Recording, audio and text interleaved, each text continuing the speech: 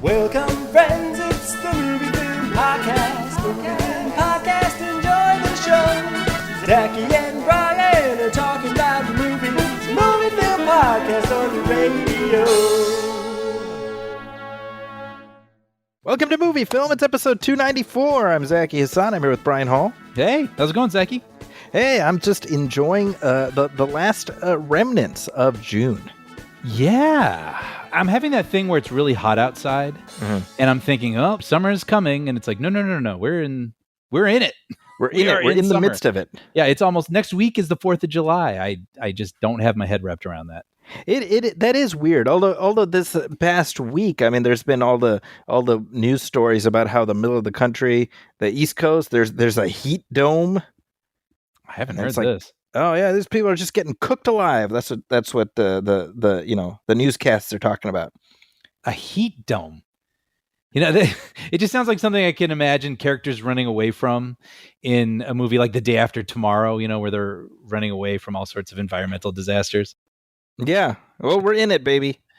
Okay. Well, wait, how is it up by you? Is it pretty bad? It's been okay, actually. I think we kind of dodged the bullet here a little bit in the Bay Area. Yeah. But that said, I mean, I'm in a constant state of paranoia where I'm like, well, just because it was slightly not hot one week, I feel like there's other stuff coming. Yeah. As you alluded to, I've been nurtured on a steady diet of apocalyptic hellscapes. Yeah. And so I'm constantly like, well, that's about 10 days away, whatever thing I happen to be seeing. Yeah, I feel like Furiosa is, we're just about there. Yeah, I know. Yeah. Real orange hued desert landscapes. And you're like, this used to be Oregon. Furiosa is just about here because it's already on streaming. Yeah, I can't believe it. I mean, you and I were talking about, we enjoyed it. I kind of wanted to see it again. It's a great theatrical experience. I was like, if I could find the time, I'd love to get one more viewing in. And here we are. It's already streaming in our households. Yeah, that's right. It's here and it's expensive, so I don't plan to rewatch it just yet. Yeah, that is the thing, right? I mean, when it first comes out, it's very enticing because you're like, oh, there it is. I can just click the button on my TV and watch that movie that was just in theaters. But there is that little window where it costs $30. Yeah, right? Exactly. And even to rent it, a one-time rental is like $25 or something. Yeah. Yeah. That's a no from me. No, it's got to be like a special case to do something like that, I think. Well, and especially Furiosa in particular. I mean, I if it's in theaters still at all, I mean, I would imagine the screens are fairly hard to find, but that is a movie that is worth seeing on the big screen. So I totally agree. And actually, I have kept tabs on it. It is through the next week still going to be at my theater, but it's kind of long. It's kind of long. Like it's a little bit of a commitment to get to that one. So it's been hard. There's other things I want to see, and time is scarce. And yeah. But I think you and I would agree. If you haven't seen it and you have interest in seeing it, I think seeking out a big screen is worth it. It's just in general, I last weekend I caught Kingdom of the Planet of the Apes again. Oh yeah. This is my third viewing because Hamza hadn't seen it, and I was like, oh well, I wanted him to be able to see it in the theater. And I'll tell you something. I mean, that joint was packed. Wow. And I think that was the weekend. It was number 3, so it rose up to number 3 at the box office. I have to say this about that series, and this is what I love, and it makes me hopeful, is, everyone would point to like superhero films or something as the guarantees, right? And but they have all these other things baked into it. You have like comic books, you have action figures, I suppose, those sorts of things. But I love that the Planet of the Apes, like, never count them out, right? I mean, the last trilogy, which was a sequel to films from the 60s and early 70s, were really successful. I mean, they weren't like billion-dollar movies necessarily, but they were very profitable, very successful movies that a lot of people saw and liked. Yep. And then when this new movie came out, I was kind of curious, would people, follow along with it? And they did in a big way. And you don't see toys, you don't see people reading necessarily the books or the comic books or whatever, but it's just this sturdy series that people will show up for. And I love that it doesn't have to feel like all these other huge blockbuster series. Like, it's just its own thing that delivers. I'll repeat what I've said previously. I like the fact that these movies are just successful enough Yeah. to keep going, but not have a whole bunch of meddling studio types with their fingers in the pie. I mean, for especially this series, what more could you hope for? Well, with that, you revisited the fourth one, or I did. you visited for the first time. Yeah, I saw for the first time. That was Conquest, right? The original fourth one, not the new fourth one, which is Kingdom of the Planet of the Apes. Right. So, well, you started me on my original Ape series journey several years ago, and we did commentaries for the first three. Oh, two. Just three. We just did the third one. Yeah, just did Escape. Yeah, and so I was just in the mood, and I wanted to keep going, and so I watched Conquest of the Planet of the Apes, and I really enjoyed it. I mean, Wow. it's a much, like you have said in the commentaries. I mean, they just have less and less budget to work with, but it's really cool to see what they do with that budget. Like, okay, so we have Century City Mall available to us, for 30 days. Like, well, then that's where we're going to set it. And here's the story we're going to fit into that location. And, you get into the future a little bit. Well, it's supposed to be whatever you say, like day after tomorrow. 1991, the world of tomorrow. Exactly. So you're not in the future from the first film where the apes rule the world. We're seeing the very beginnings, right? Where you have Caesar and the apes that are now being treated like slaves. Like first they were treated like pets, now they're treated like slaves, and Caesar says no. And watching him be like, you know what if we push back? It's we saw that in the new trilogy recently, but it's really cool to go back and see. I mean, I didn't even know that this was the story in these movies, so it's really cool to see the 1970s version of that. Yeah, and it's grim. I mean, it's a grim movie, and it's hard watching the apes being treated that way. It's hard watching the violence at the end when there's all this conflict, and you just wish they'd all get along. Yeah. But then you see. It's funny too because it isn't very subtle. I mean, the humans are dressed literally like Gestapo. Yeah, that's right. But you're like, well, you push and you make these people subjugated, and they're going to push back. So we're watching how this Earth becomes Planet of the Apes. Yeah, the fourth one is an interesting one for me because there is something kind of punk rock about how dark it gets, and I sent you the original ending before they sanitized it a little bit because per the telling when they were testing this for audiences, mothers were running out of the theater clutching their children, which like I can kind of see that, I guess. It's pretty, especially, I mean, if the other ones had all been rated G, it is a very dark ending. It is, yeah, and that's really saying something because it's not, none of these are particularly, that none of them are feel good movies. Right. But what I've said it before and I say it again, I'm like, there's a difference between dark and,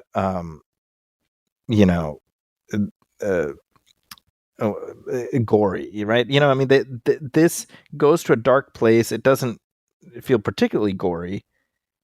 And right. yet it hits the right beats. I'm just thinking about it in terms of kids watching it, right? It hits enough of those beats for kids who are watching to track with it. Mm-hmm. Mm-hmm. And to me, I can attest to this a little bit because I have, a sort of multiple waves of children who I've watched these films with, and they get it. Yeah. And I think sometimes why it feels especially dark is because a lot of times when we watch films, people walk up to the darkness, but then they see the error of their ways. Yeah. Right. And then they want to correct it or something. Yeah. But this movie is like you're crossing a line and maybe there's no turning back. And it's unsettling to see. Yeah.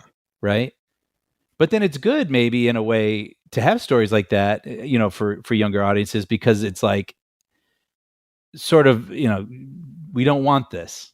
We're watching a tale of people making the wrong decisions, and this is how it could go.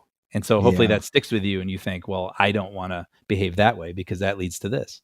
Yeah. Yeah. And in terms of performances, I think Roddy McDowall, he gets to do something really different in that film where he plays the son of, his character from the earlier film.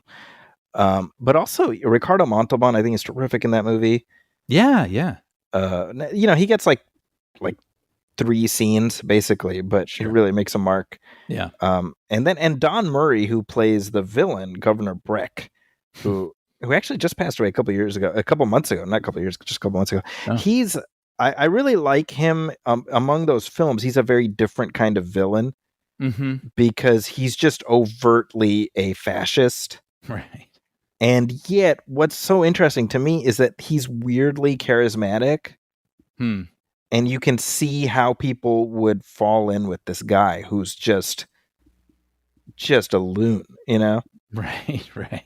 And it speaks to something about, because like in the previous film, you have Eric Braeden as Dr. Hassline, who's kind of a more complicated bad guy. And Don Murray's not playing that; he's doing something different. But I think they're both really interesting villains.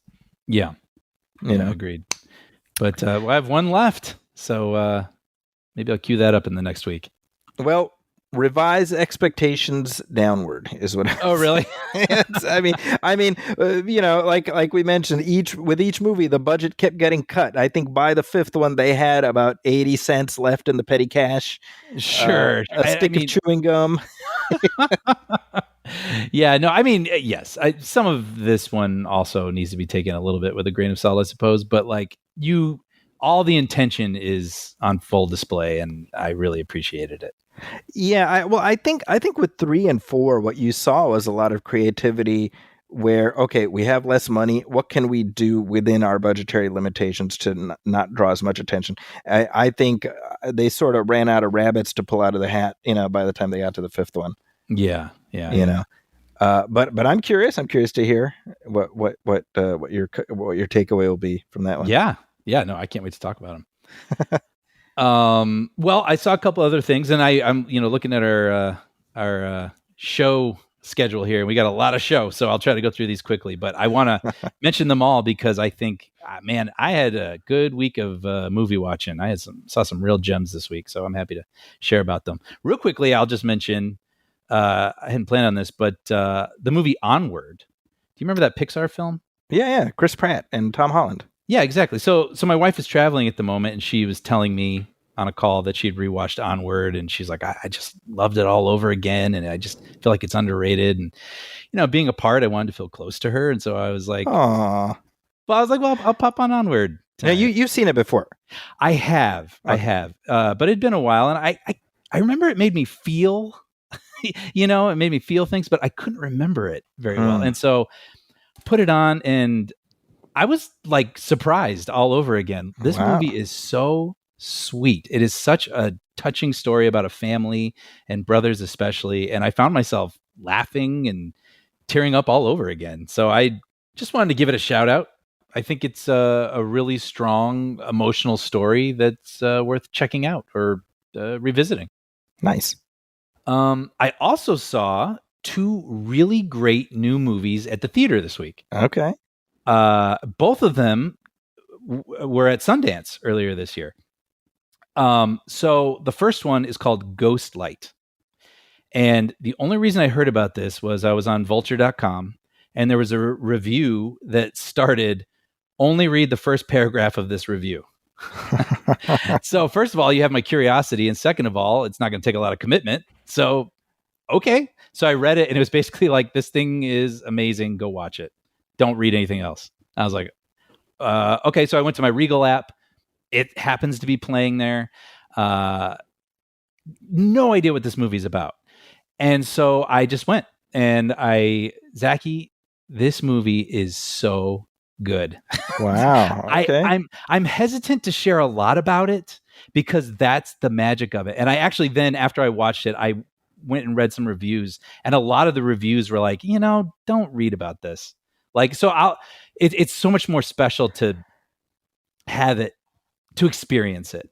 So I'll give a little bit because you got to have some idea what you're stepping into. But basically, it's this story about a family, and we're focused mostly on this guy. He's like a blue collar worker, construction worker, and the family has experienced a tragedy, and we don't quite know what it is. And he's just really in a daze, and he gets angry easily, and the family, the daughter's lashing out, and so one day he stumbles into a little like black box theater, and it's filled with these locals. These are not professional actors. These are just people in this small little town that want to be in a play, and they're putting on Romeo and Juliet. And they're like, why don't you like stay? Like we need another guy. Like, why don't you read with us? And this is so outside of anything that he is used to. And he doesn't even know how the story of Romeo and Juliet ends. So so it's way out of his comfort zone, but he's finding a place where he can sort of escape. Right. And he's finding a place where he doesn't have to be living in his pain that he's living with every other hour of the day. Wow. And I'll end it there. Yeah, no, I was about to say, all right, stop. Dude, I am starting to cry again. Really? It is wonderful. Wonderful movie. It's, gosh, I didn't think I was going to get emotional. Well, spoiler, bring tissues. Okay. This movie, it's incredible. And I think what makes it so incredible is it's so difficult to make a movie that is deliberately paced. So it's important to know that this is not a flashy film. It's not a fast-paced movie. It's deliberately paced, and it's obviously a little melancholy, but it has light poking through. And that's what you're chasing, and you're hoping for these characters. And to have that not come out sluggish, and to not have it come out hokey, I mean, it's a miracle.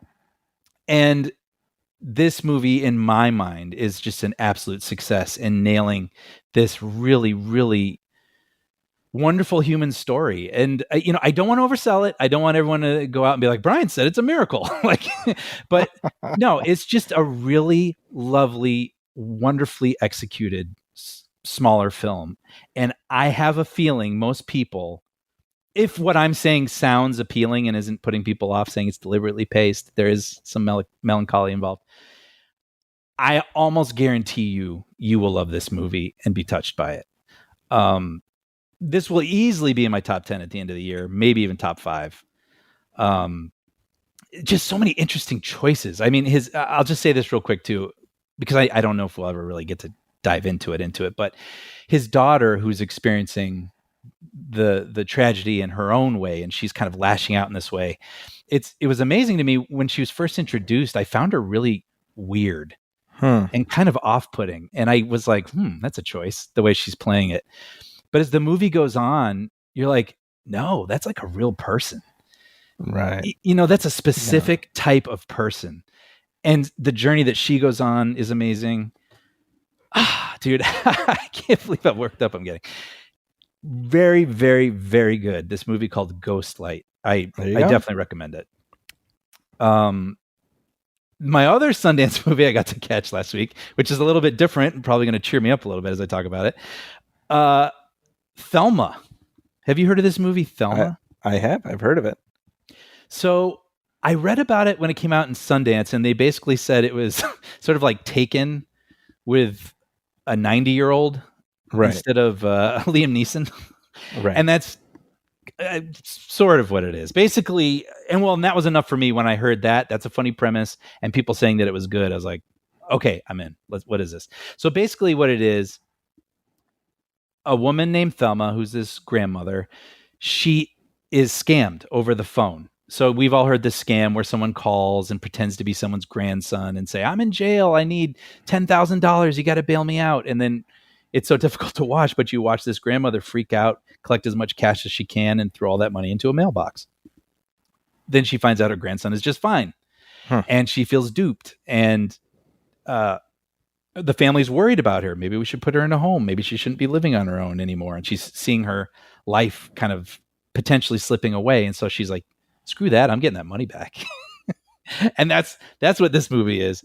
And this movie is freaking delightful. Just absolutely delightful. And I think what's so fun about it, This was like a me pick with my group of Okay. friends. And I was like, oh my gosh. When it started and the lights went down, I was like, this could be a huge mistake. Like this, and everybody walked out liking it.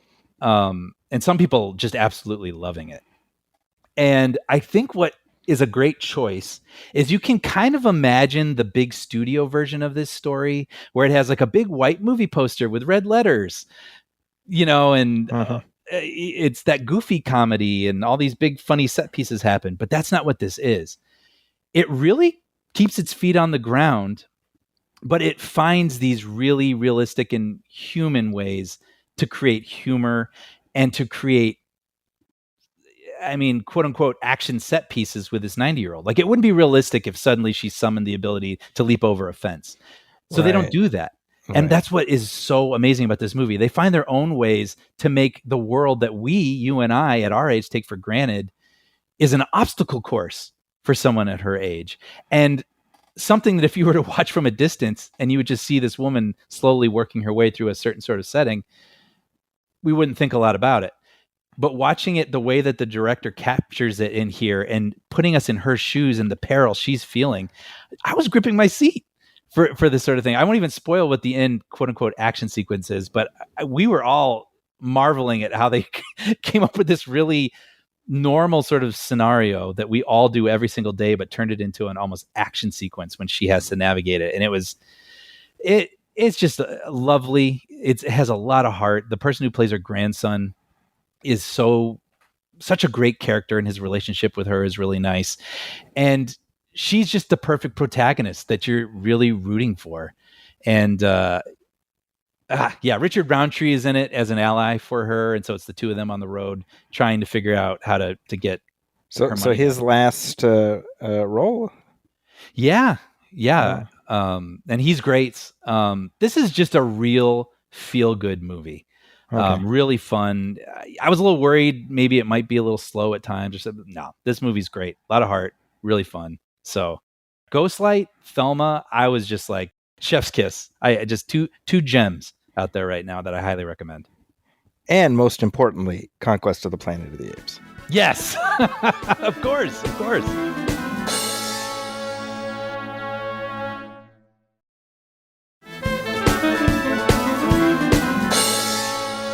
Well, here's the thing I know you and I have both seen, and I've been looking forward to discussing. It's the new documentary called BRATS.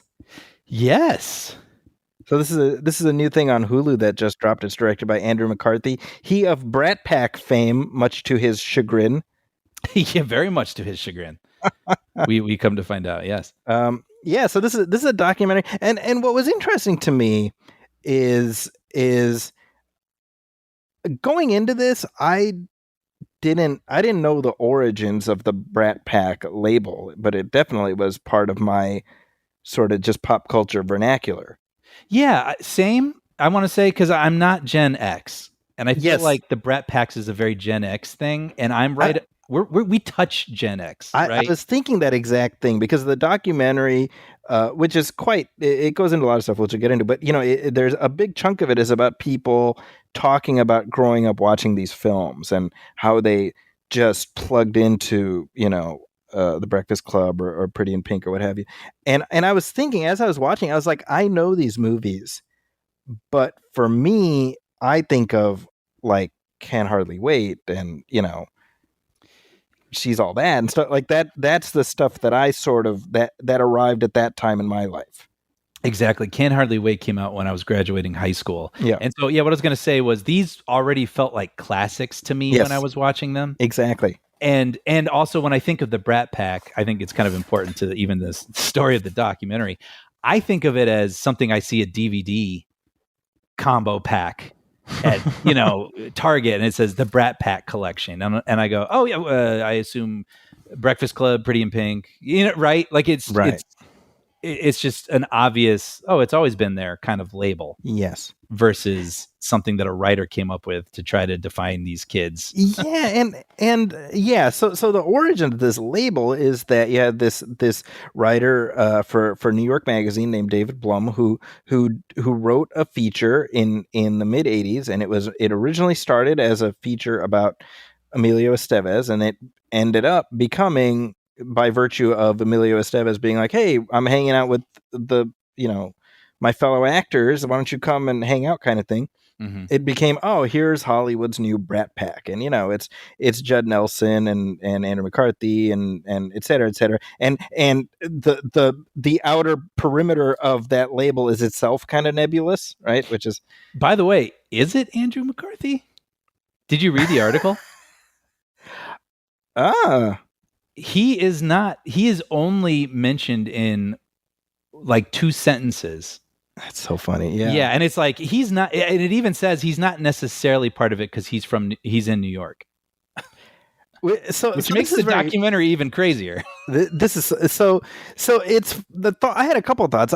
Because I was like, I by virtue of my age range, I grew up, being aware of these people, certainly Emilio Estevez and whatever, and I was just like, oh well, these are all movie stars. Like I didn't, and so that label was kind of in the mix or in the periphery, but it wasn't any kind of a pejorative for me because I'm just like, well, they're all movie stars, right? Totally.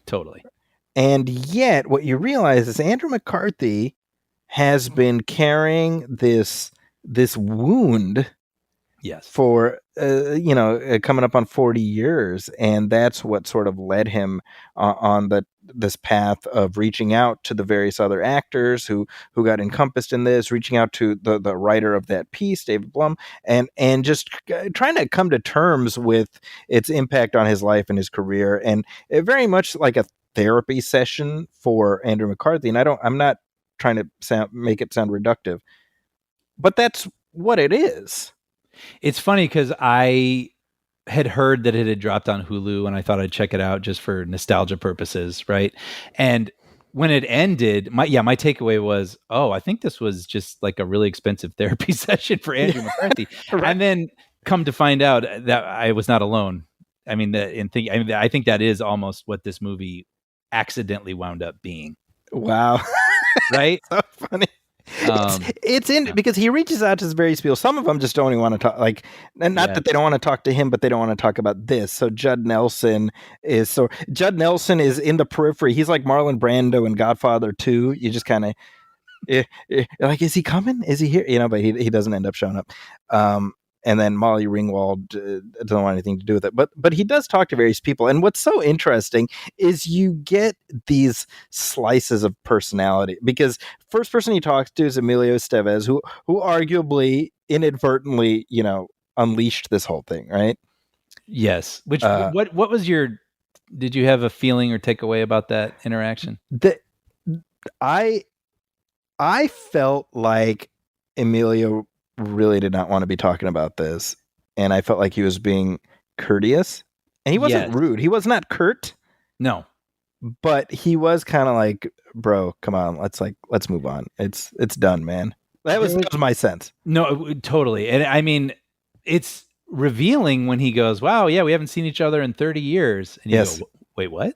Yeah. And so, they haven't really talked or seen each other at least in 30 years. And then as soon as McCarthy's by the way, I don't want to be like, and then McCarthy gets out of the, I don't know. I have no problem with him. He seems like a nice guy, but like he gets out of the car with a camera crew and you can tell Emilio Estevez is like, oh, we're doing this. Like, okay. Like there's the reunion. It's literally a reunion. And then the discomfort that I feel is very on display. Yes. I don't think ever goes away. Yes. Right. In his portion. Yeah. No, specifically in his, right? Yeah. But what's so funny to me, it's almost like everything is reflective of their character because what we see of Emilio, that's my sense of him just from interviews in general. He seems like a pretty introspective guy. Now, it doesn't put a lot of it on Front Street. You know what I mean? Yeah, sure. And then he sits down with Rob Lowe, and he's like, "So is this a problem for you?" He's like, "No, hey, we're the Brat Pack." And I'm like, "Yeah, of course Rob Lowe would say that, right?" Rob Lowe, who has walked virtually a gilded path, like absolutely, he's doing fine. He's like, "Yeah, they used to say that about it's fine." I mean, I think that is what doesn't go right for McCarthy with this documentary is the only people that will appear are the people who are perfectly fine putting that in the past. Yes. right? Everyone else is sort of like, oh, you're still thinking about that? You get that sort of vibe. But I think that's reflective of the fact that pretty much every star he talks to has continued to have a career. Mm-hmm. And I'm not saying he hasn't, but just being honest, he hasn't to that same extent as his colleagues in that grouping.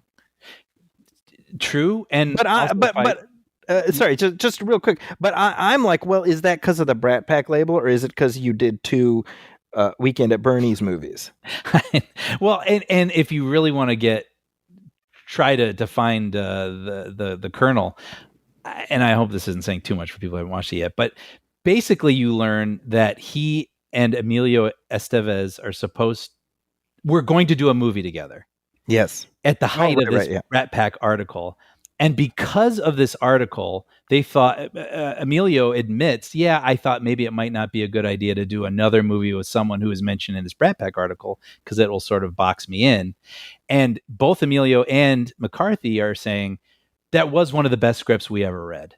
And so you can almost imagine for McCarthy, that was the moment where everything pivoted and didn't go in a direction, and he can't help but wonder what that path might have been.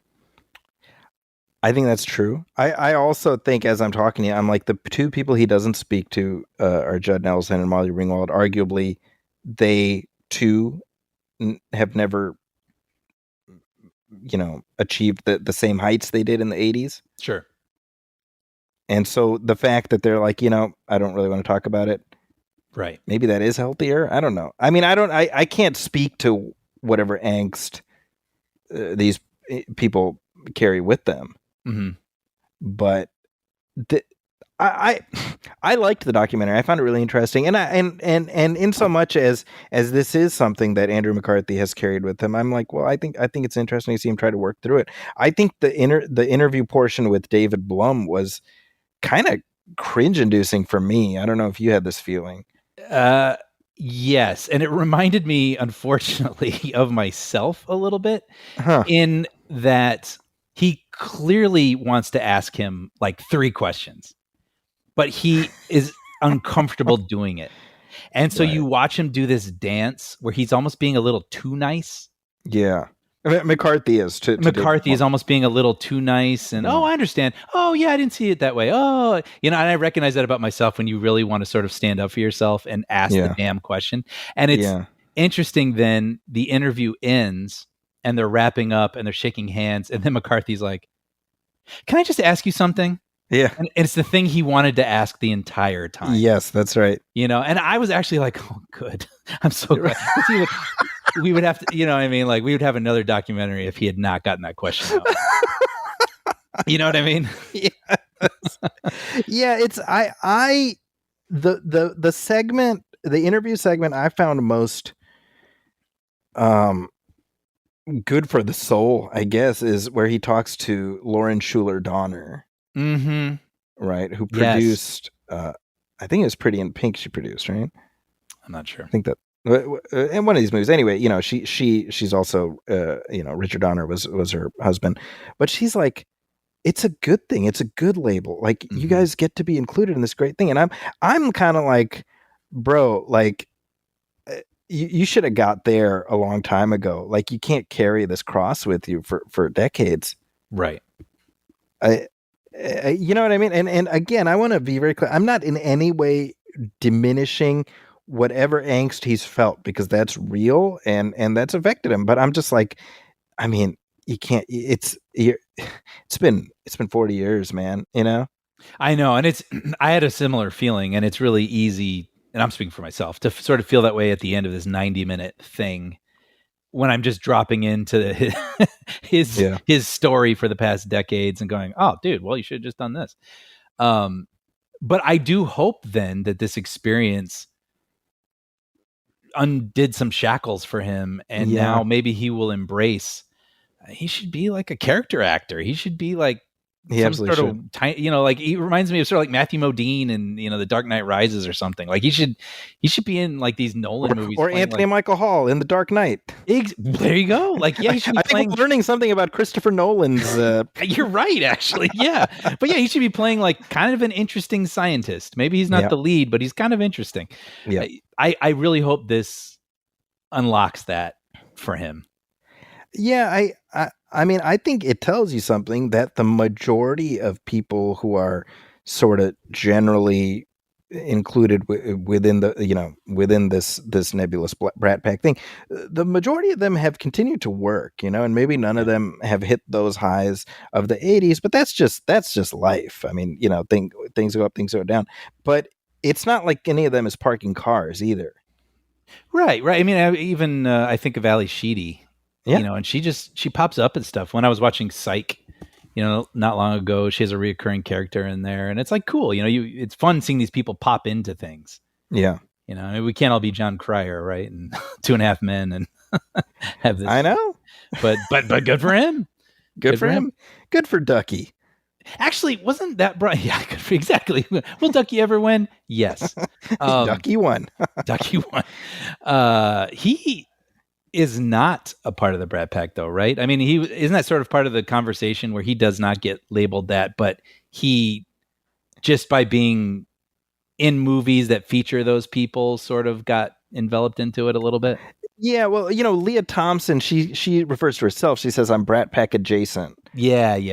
And I think John Cryer would be. But again, this is my point. I mean, it's like, who does this? Is Tom Cruise? That's a question in there, Yeah, because in the moment it's written, it would seem he is. Right. So what was Patrick Swayze?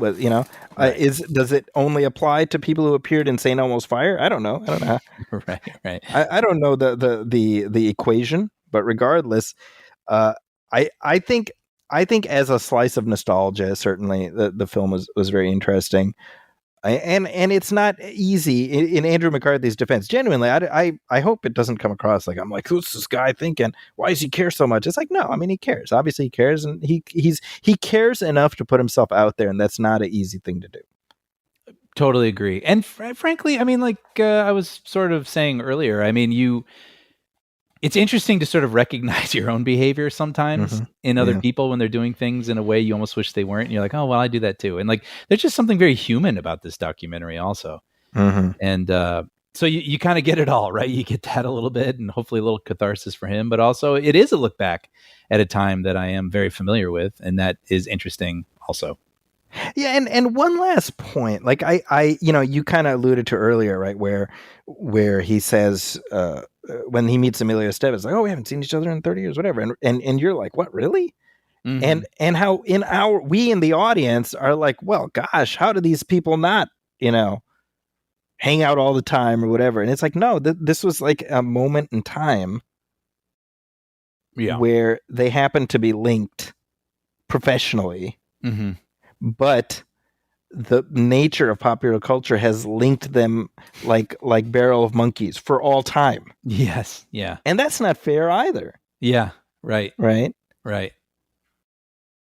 Anyway, no, it's on Hulu. I think it's absolutely worth watching. I think it is flawed but fascinating is what I would say about this documentary. Yeah, I agreed. I was glad I watched it. I did chuckle a bit. They show the little clip where Rob Lowe in St. Elmo's Fire is about to take off for parts unknown with his saxophone slung over his shoulder, and like a rock and roll renegade. And I was like, oh, Brian Hall, somewhere Brian Hall is out there, and he's kind of like just like like a shudder is passing through his body. I don't get it. But hey, let's take a short break. We do have some listener letters over the last couple episodes.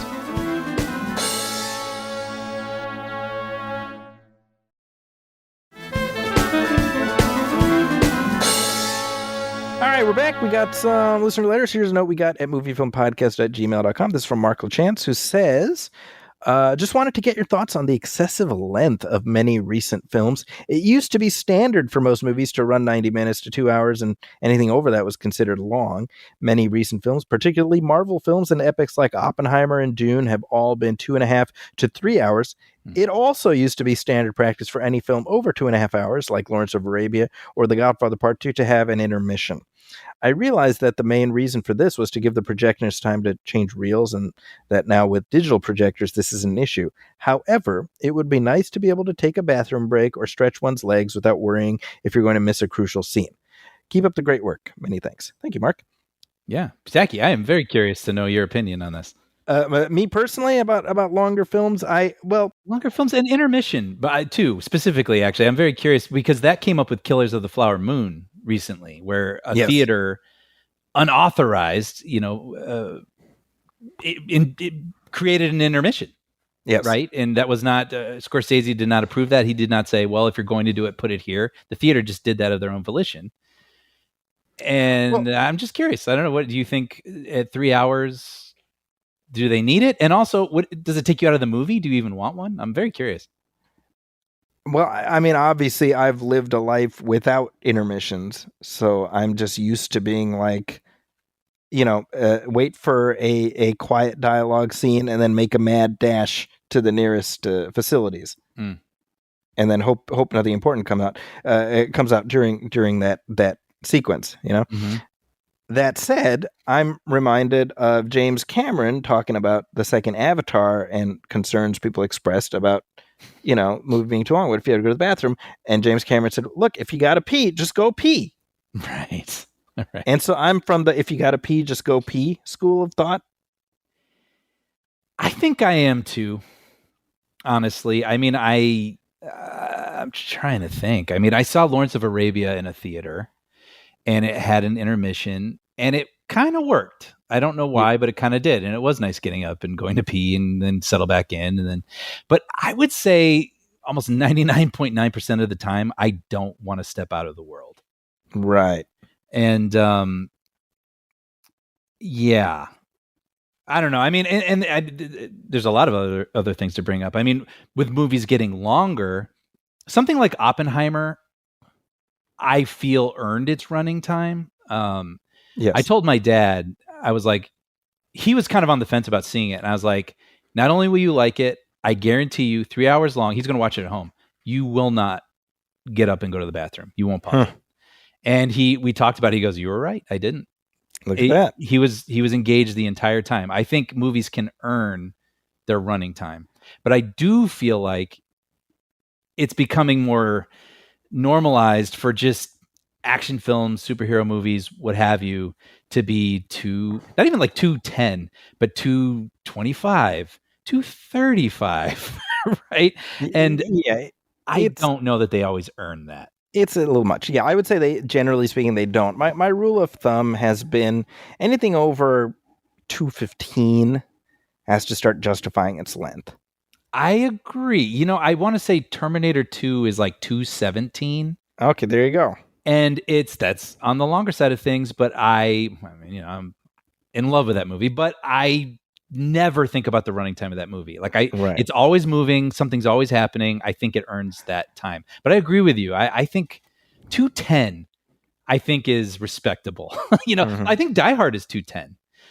Speed, I just looked it up. Speed is 1:57 or something. And sometimes I think if you can fit, think of Speed. And we were just talking about it because you'd written that retrospective article. It fits so much character and characters and action set pieces and a villain and all these things, and it's under 2 hours. So it is possible, and it makes you sort of marvel at the economic storytelling that's not sacrificing anything. Maybe almost as like a lost discipline or something. Yeah. And I don't know. It'd be interesting to sort of dig in and examine these movies that kind of go 2:20, 2:30 and go, what are they doing that gets them there? I mean, are there things you could cut? Are there things you could combine? Are they being indulgent in certain areas? I don't know. Yeah, it's reached a point where, whenever I'm going to see a new release, I'll just check on the AMC app or whatever, just what the runtime is. And when it's like an hour 56 or something, I kind of just breathe a sigh of relief Me too. When I don't see a 2, when I see That's one right. something, Yeah. or even Yeah. with Federica and I, if we're looking for something to watch and it says like 95, I'm just Mhm. like, oh, this is what. Yep, here we go. Buckle up. We're doing this. We're in. Yeah. Yeah, I like even Kingdom of the Planet of the Apes, which I liked a great deal, Furiosa, which I liked a great deal. I don't think either of those movies really needed to be as long as they are. Yeah, sure. You know, so I tend to, and it's tricky, obviously, because there are movies that are no doubt improved with a longer cut. You know, Kingdom of Heaven, for example.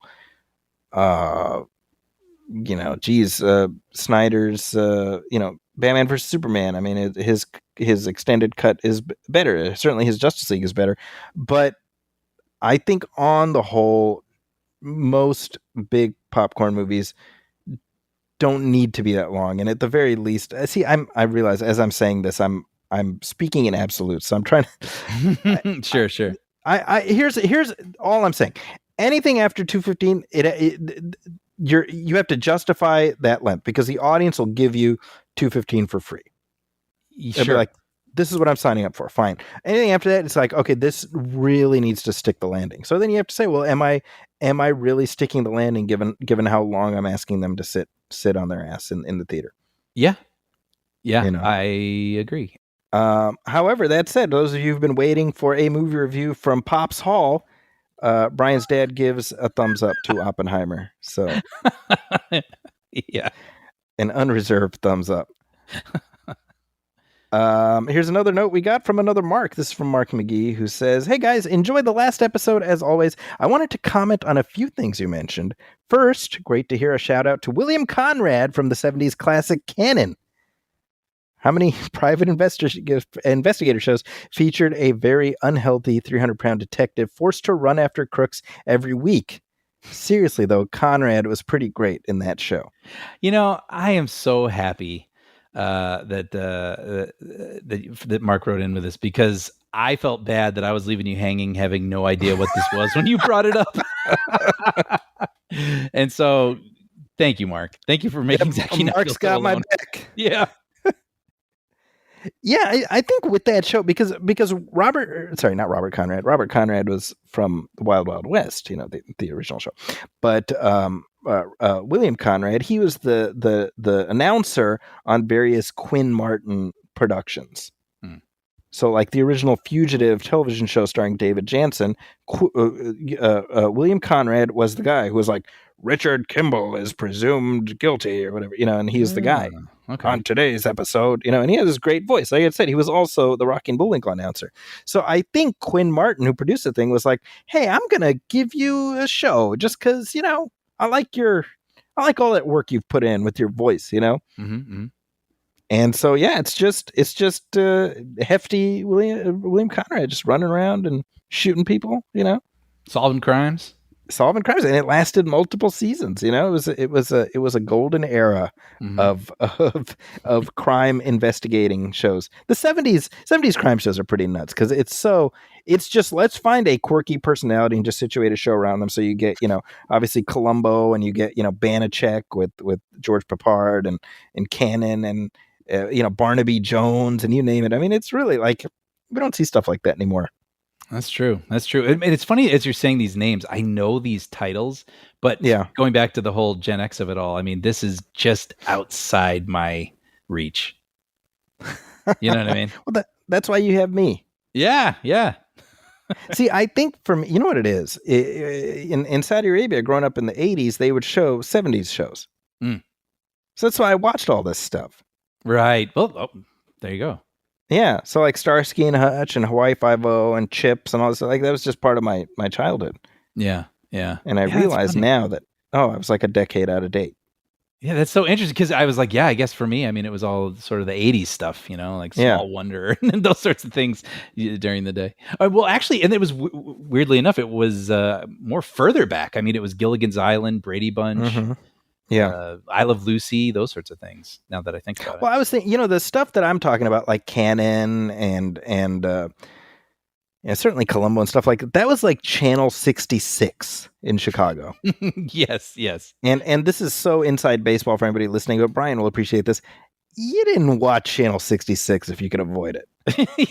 Yeah, that was like if 32, 9, all these and other 50. channels 50 weren't delivering. Yeah.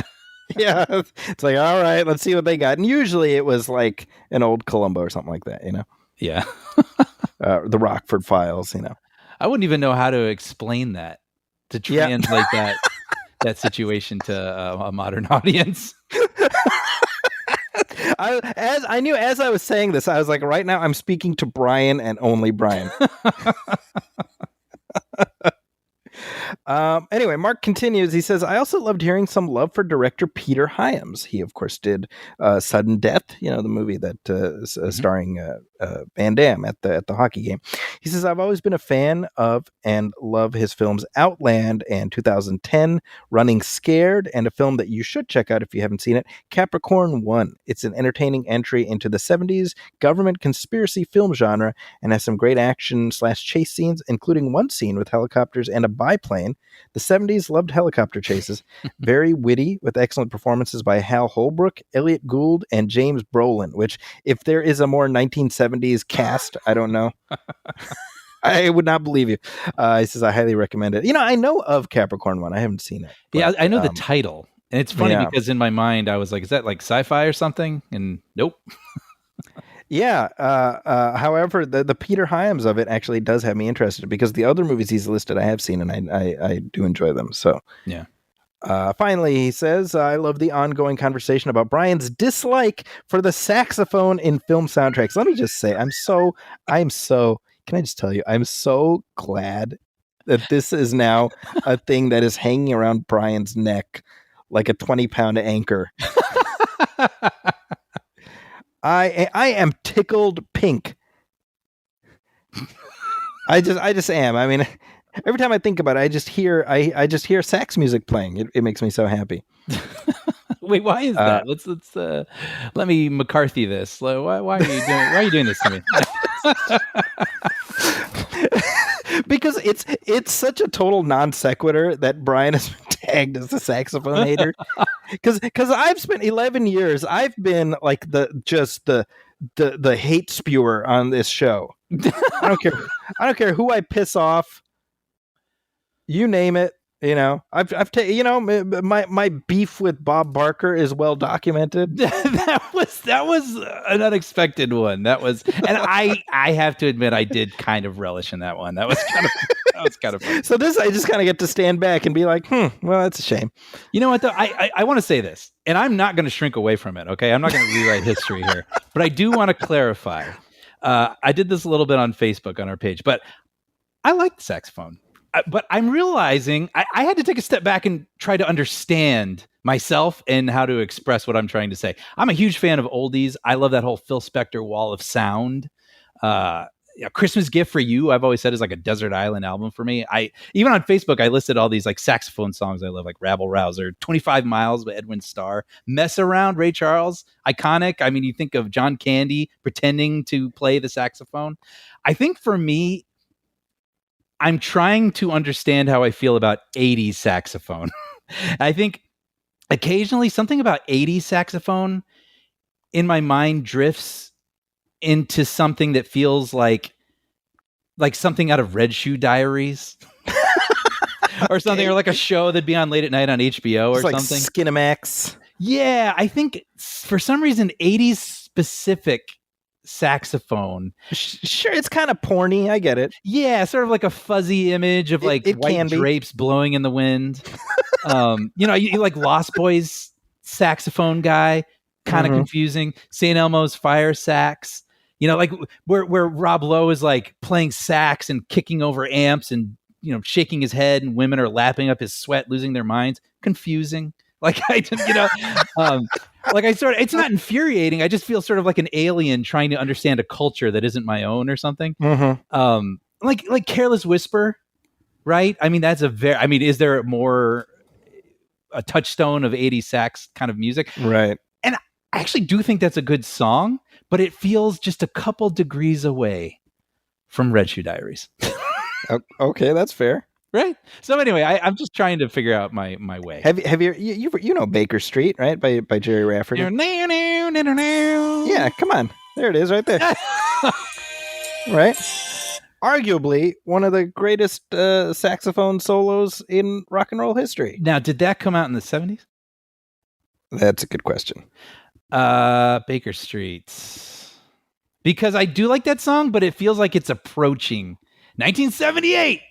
It's all making sense. It's like on its way, but it's still kind of like mysterious and badass. I once met a girl on Baker Street, Brian. Right. Oh, that was a long time ago. Sorry. Anyway. Baker Street makes me imagine a guy walking down an empty street with a single street light shining down on him, and you're like, "Oh, it's his deal," you know, like that. Oh, God. Like 80s saxophone, Careless Whisper. That makes me think of like Baywatch Nights, like what David Hasselhoff is doing when he's not solving crimes. He sure, fills in. He's solving crimes to sax music. Yeah, you're exactly. Yes. Okay, well, there we go. Well, Mark ends his note by saying some scenes that would work better with sax, and he wants this to be a bi-weekly feature on the show. Okay. And he offers these suggestions. He says the chariot race in the original Ben-Hur, possibly with the Yakety sax. Yeah, of course, the Yakety sax. A Kenny G-like riff as Rose lets go of Jack's hand as he drifts to the bottom of the ocean in Titanic. Well, if the makers of The Shadow had their way. Right, and I can imagine that. I think that might be a good thing. And he says all throughout the recent Dune parts 1 and 2, nothing screams sax more than sand-swept vistas. Actually, that would be very funny. That sort of, you have that woman, the kind of thing. But instead it's like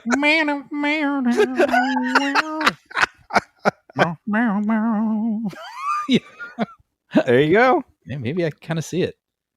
I think he might be onto something. He ends. He says, "Thanks again for a great episode, and I look forward to hearing your commentary on The Shadow. I don't think that got the attention it deserved when it was released. Also, it makes a fun Saturday afternoon pulp fest along with The Phantom and The Rocketeer. Certainly agree with that, Mark." Yep.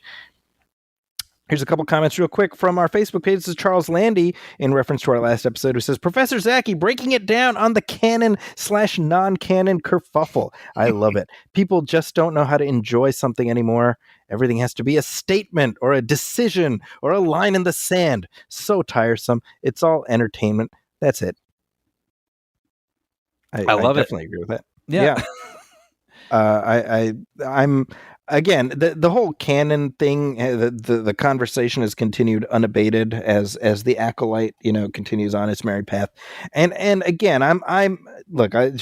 Just to reiterate, I'm like, if quote unquote canon is the barrier that keeps you from just being able to enjoy something, then reassess your relationship with canon. And I'm not saying you shouldn't approach a thing critically, and if you have issues with the writing or whatever, but if you're like, oh, this thing was never referred to before, therefore this new thing is quote unquote breaking canon, I just think that's a fundamentally wrong approach.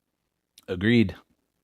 And just to tack something onto what I was saying last time, look, everybody is welcome to accept or reject whatever they like in terms of their own personal canon. Sure. Because there's plenty of folks who, when the Star Wars prequel films came out, were like, you know what? I'm just going to ignore those. I'm just going to consider the original 3 as Star Wars. Right. And I'm like, hey, God bless, right? But here's the thing. Don't get upset when a later thing does in fact acknowledge those things. Right. Because that's their prerogative. Right.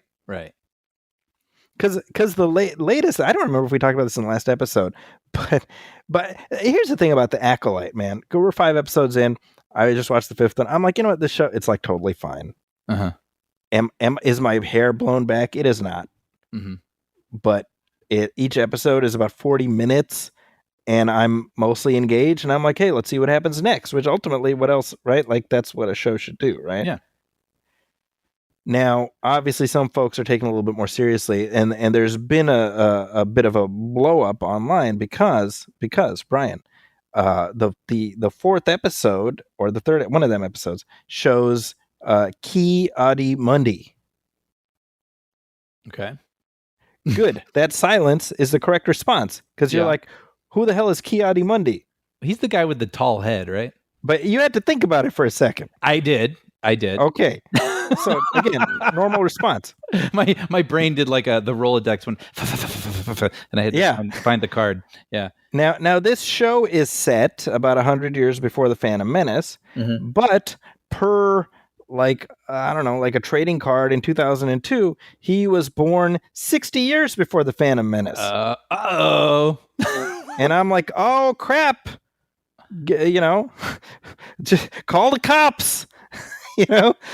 We're breaking canon, and I'm like, well, canon is already broken anyway because none of that stuff counts anyway. It's all like we already established this, right? Right.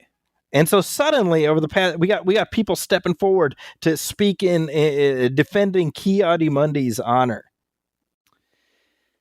Look, if this was like a first, second, or even third tier character, I'd get it. I really would. Yes, actually. But I mean, even the original trilogy has more egregious canon errors. You know what I mean? Yes. Than something like that we just gloss over because we love it so. Yeah, and I've said this before, but when I was reading comics in the 80s and 90s, like at Marvel, they had something called a no prize.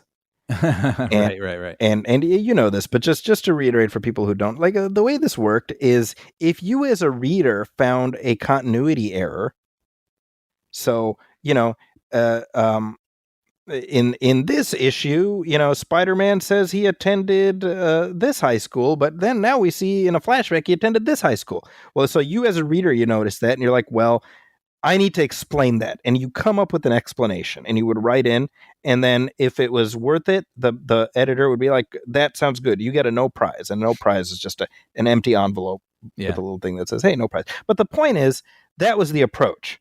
Right. And I'm like, why can't we just do that? Mm-hmm. Like, I'll give you another example. This is a good one. When the Hulk, the Incredible Hulk, when he was first created, the Hulk's real name, Brian, is what? Bruce Banner.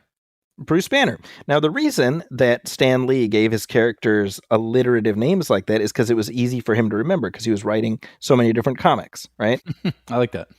So Bruce Banner, Peter Parker, Matt Murdock, Reed Richards, it's easy to remember, right? Mm-hmm. So one month in an issue of Hulk, he accidentally calls him Bob Banner. That's funny. Right? Yeah. Bob Banner. Because, I know it's Banner and B, Bob, And so people write in, they're like, hey, what's up with that? Uh-huh. And so Stan Lee's like, oh, well, see, actually, Bob, Bruce is his middle name. He's Robert Bruce Banner. So, like, we just called him Bob. Yeah. And everyone's like, oh, okay.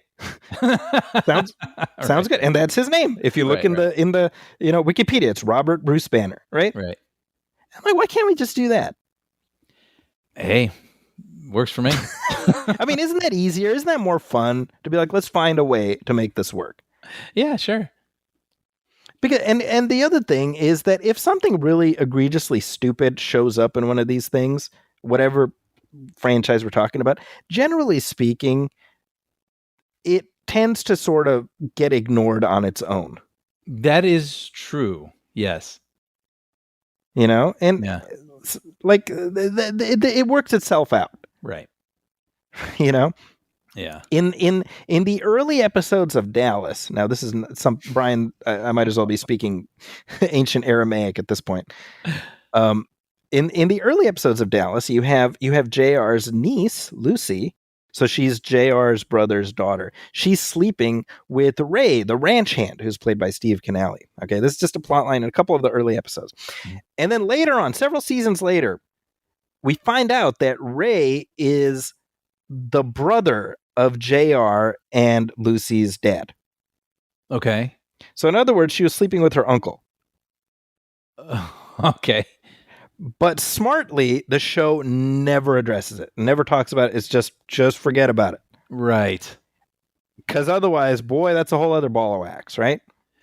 See, I feel like you're sort of stepping back into my analogy from last time talking about this, which is when you have 3 movies. Well, yeah, you would imagine they'd be pretty airtight. Mhm. But then when you have 9 movies, and then you have 4 television series, and you have this many animated series, and you have like at some point, like a soap opera where a story needs to keep going and going and going, you need to keep expanding, you need to keep introducing new ideas. Inevitably, you're going to step on something, or you're going to have to twist something that someone wasn't expecting to be twisted to continue to tell stories. Yeah. It's just kind of inevitable in a way. It's inevitable. And if you're at a point as a so-called fan where the consumption of this stuff is infuriating to you, it's driving up your blood pressure, it's okay to move on. It's okay to be like, I'm a fan of this stuff.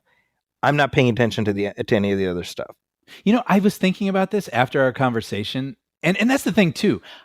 I don't want people to take away, because if they're watching the show and they are sincere fans and they're not liking it, I mean, we're not saying there's anything wrong with that. Right. It reminds me of music in a way where a lot of times you'll like a band and you'll love their first 1, 2, 3 albums maybe. And then after a while, they'll start to lose you a bit. Right. And then you say like, oh yeah, I love this band, but I'm more a fan of their early work. Yeah. You know what I mean? And it's not like, oh, I hate these guys now or something. It's like, well, no, I just tend to listen to the first. But that's kind of the point, right? I mean, whatever it is, you kind of find your own off ramp. Yeah. And it's for me with comic books, right? It's like, look, I love Superman, that, but I don't feel the need to read the current comics, however many there are. I'm just like, I read it from about 86 to 2006, and I'm like, that's plenty. If I ever want to revisit Superman comics, I got my books. That's just how it is. You move on. Yeah. That to me, that's the rub. It's like, look, engaging with this stuff critically, being like, well, this doesn't work for me, and this does, whatever. That's all well and good, but it's I don't like this anymore, and I will make sure everybody on Earth knows how much I don't like this anymore. Right. Like right now we're seeing it, right? Specifically the Acolyte. There is a very transparent review bombing initiative where you got some of these sociopaths who are determined to drive the audience score down on Rotten Tomatoes. So as it sits right now, the critic score is in the mid 80s, I think, and then the audience score is like 13%. Mm-hmm. And I'm like, well, that doesn't track for me, just based on having looked at these things in the past, but also the sheer number of reviews that this show has garnered after 4 episodes. It is more than The Mandalorian and Obi-Wan Kenobi and all these other ones combined. Right. Well, come on, it just after 4 episodes, the majority of people who don't like it, I suspect, would be like, well, whatever. It's just not for me. Like, I don't know what there is in this that would make you, activate this silent majority. It doesn't make sense to me. No, I agree. I'm actually very curious if you ever get a chance to watch it, because I'm just like, what's the uproar? I'm not understanding. Sure. Because again, I want to be very clear. I'm not, I'm not over the moon about it. I'm just like, it seems fine to me. It's just like a story set in the Star Wars universe. That's fine, I don't know. Everybody needs a flag or something, I guess. And it's too bad that there are ones that are a little more valuable, I suppose. Yeah. Dumbest of all hills to die on. Absolutely. Yeah. Hey, well, why don't we take a short break? We have a couple trailers to talk through.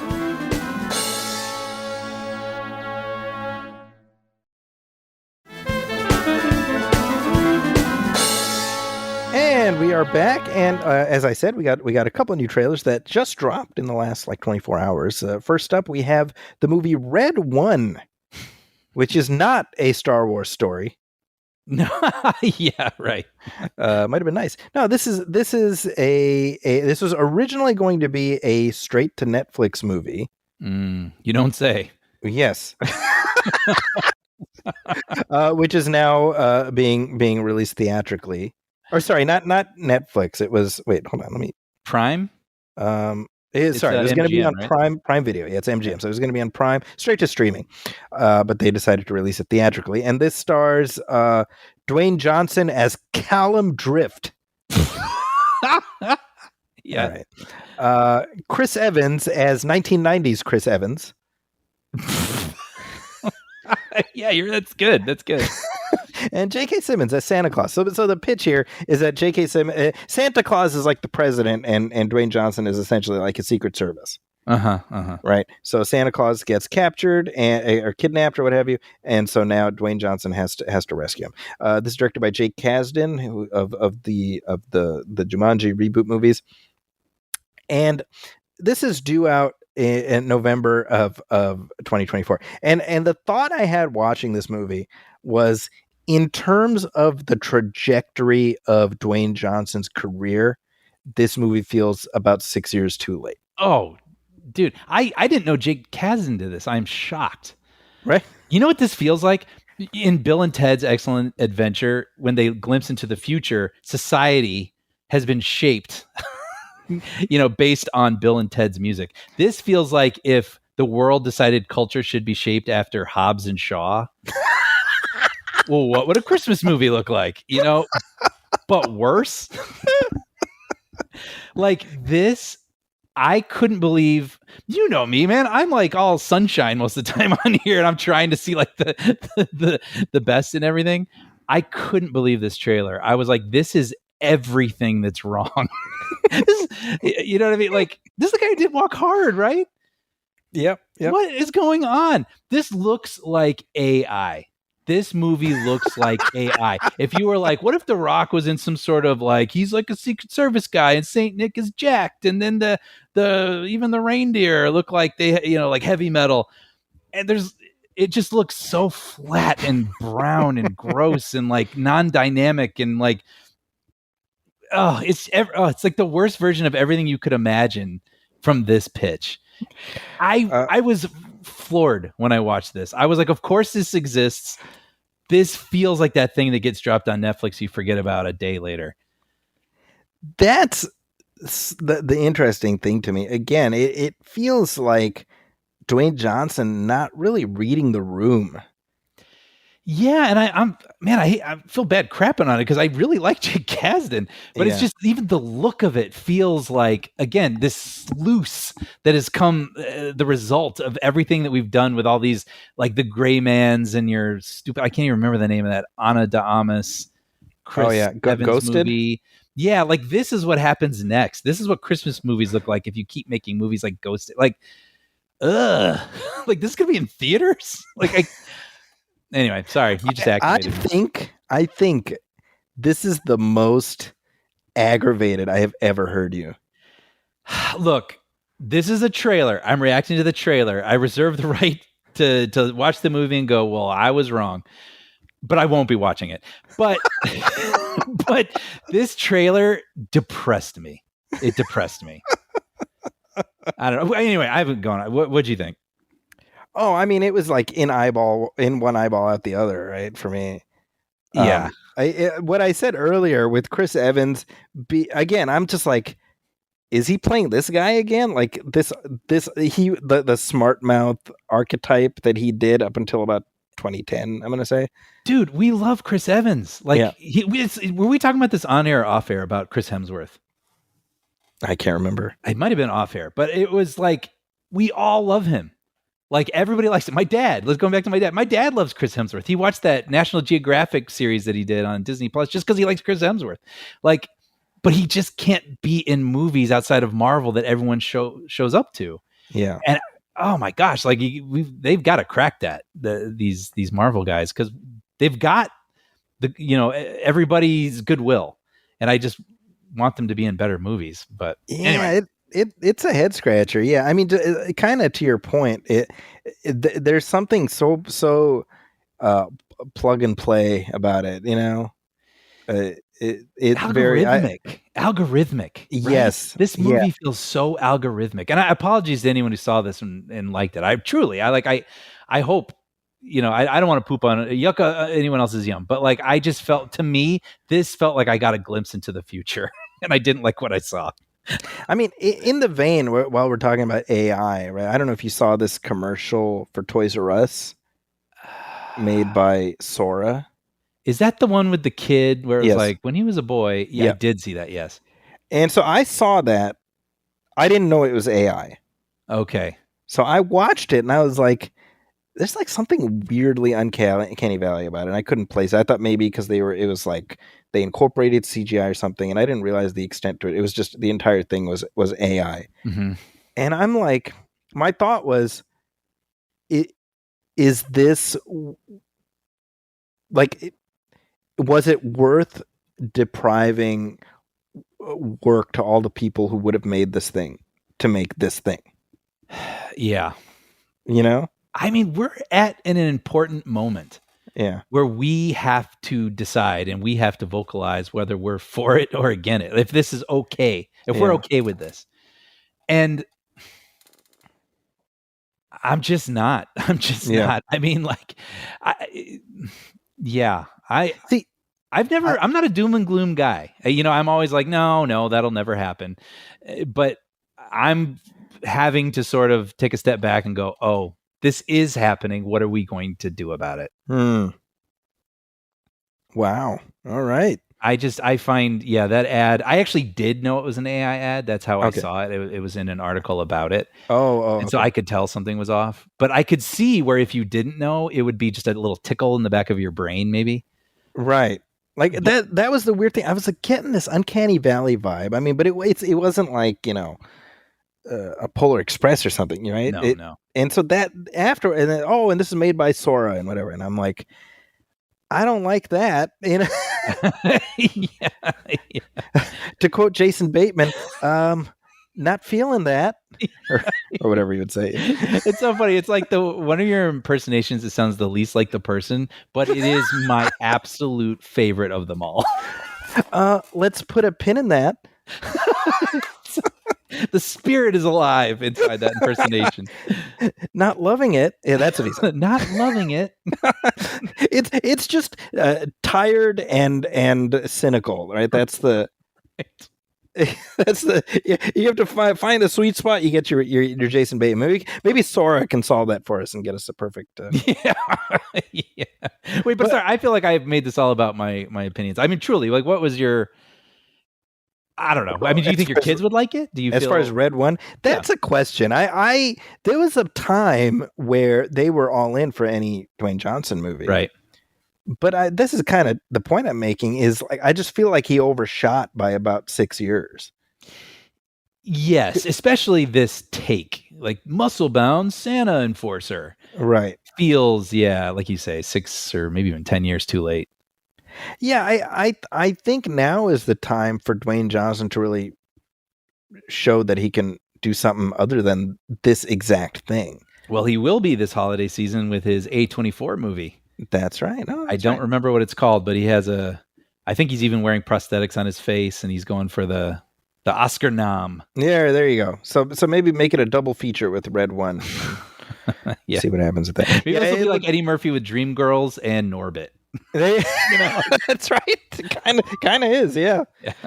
So I don't know if I'll end up seeing it. I suspect if it ends up being assigned to me, that'll be the circumstance under which I watch it. Sure. Which, I mean, there's a greater than 0% chance that could happen. So maybe I'll be back. Maybe I'll be singing his praise. Maybe I'll be like, boy, Brian, you've been wrong before, brother, but this time, this is one for the ages. I don't think that's a circumstance that'll happen. But you know what? Again, I'm going to give a little bit of charity to Jake Kasdan. He has proven to be a director that I have found I enjoy. You know what? So maybe I don't like the way it looks, but maybe if I watch it, maybe there's something there. Maybe there's a comedic spark I'm not seeing that will be in the film. I don't know. Both of his Jumanji movies I liked. That's true. I only saw the first one, but I did like it. Yeah. So he's capable of working within this framework, but we'll see. Another trailer that just dropped today, and I know you've seen it, but I haven't had a chance to talk to you about it. It's the new animated series Batman Caped Crusader. Yeah. And this is developed by Bruce Timm, J.J. Abrams, and Matt Reeves. I mean, come on. Not too shabby. Now, this was originally developed for HBO Max. This was going to be a Max original. And then, they were doing their just raising everything with the blowtorch. Batgirl and various other things. Well, this too got tossed aside. And so Amazon Prime was like, well, we'll take it then. Yeah.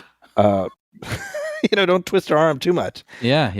And so we have this show coming. It's premiering August 1st, and it has Hamish Linklater voicing Batman. Now I've been a fan of Hamish Linklater just as an actor for a while. It would never have occurred to me that he would be a good Batman voice, but based on what I'm hearing in this trailer, I think he is a great Batman voice.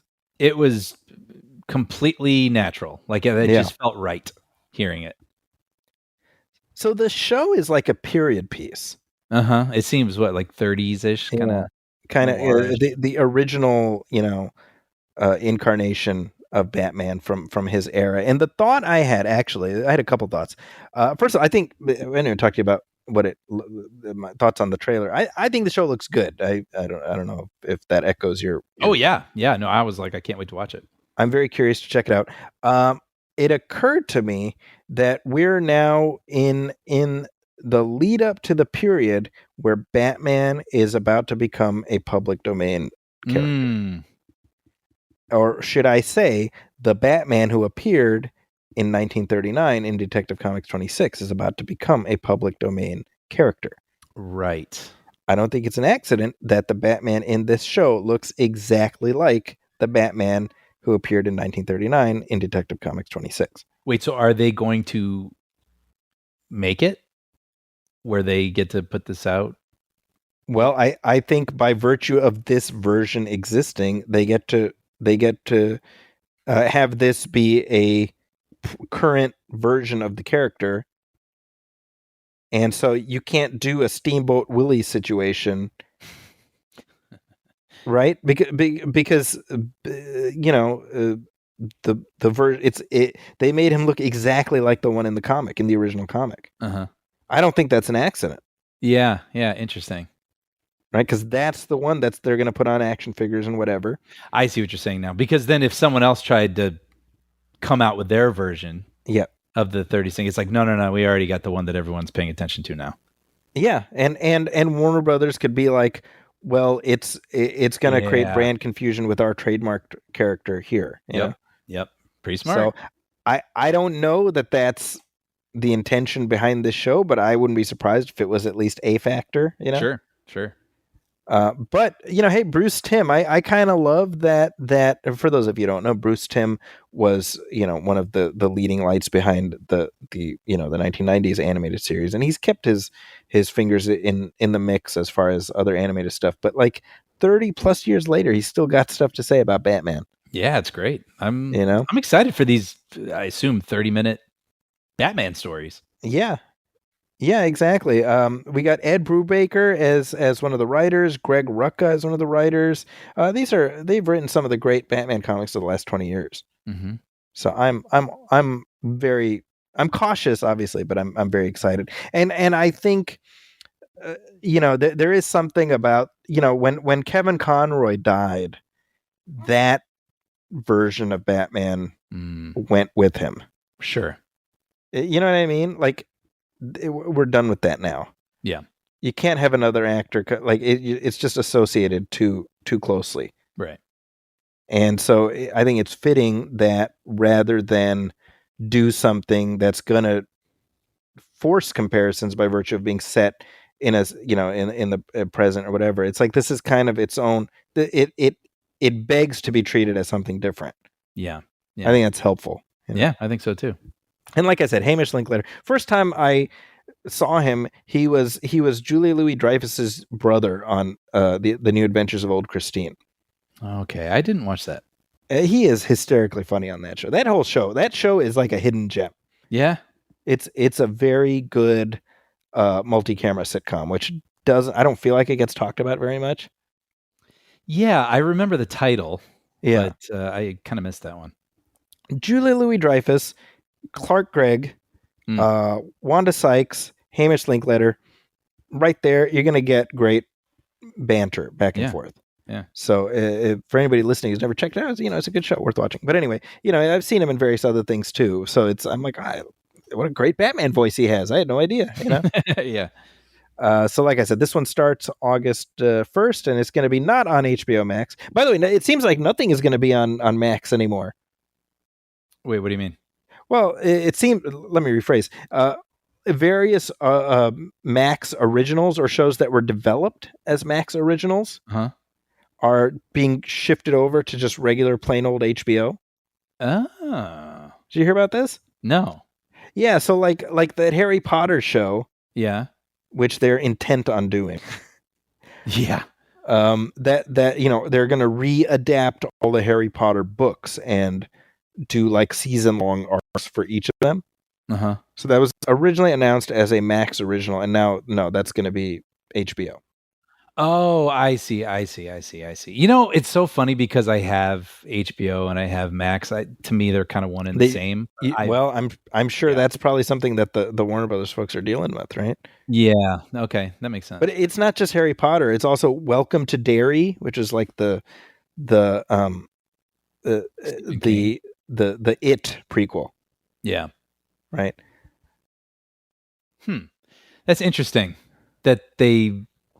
I must. You know what? If they air on HBO, are they still going to be available on Max? So they will be available Max on Max exclusives anymore. That's right. So they'll be. You know what this feels like to me? Sorry, I keep cutting you off. What this feels like to me is the sort of experiment where they thought, well, people will value movies that debut streaming just as much as theatrical movies, right? Oh, yes. They don't. So they put it theatrical. Right. And it gives it the veneer of, oh, this is a big movie, capital M movie. Right. Then you put it on streaming. And then, more eyeballs may come to it because, oh, I saw a trailer for that. Or, oh, I think I read a review for that. Yeah. So this is like, put it on HBO. It's an HBO show. See? It's not TV. It's HBO. Yeah. It's not like a Max exclusive streaming kind of thing that people might not encounter because they don't scroll far enough down on the app. Yeah. It's on HBO. It's in the conversation. And it's also available on Max. Yes. Yeah. So we got Harry Potter. Like I said, welcome. Which, by the way, Welcome to Derry. Doesn't that also sound like it could be a great prank show where people who are vegan are unsuspectingly fed milk products?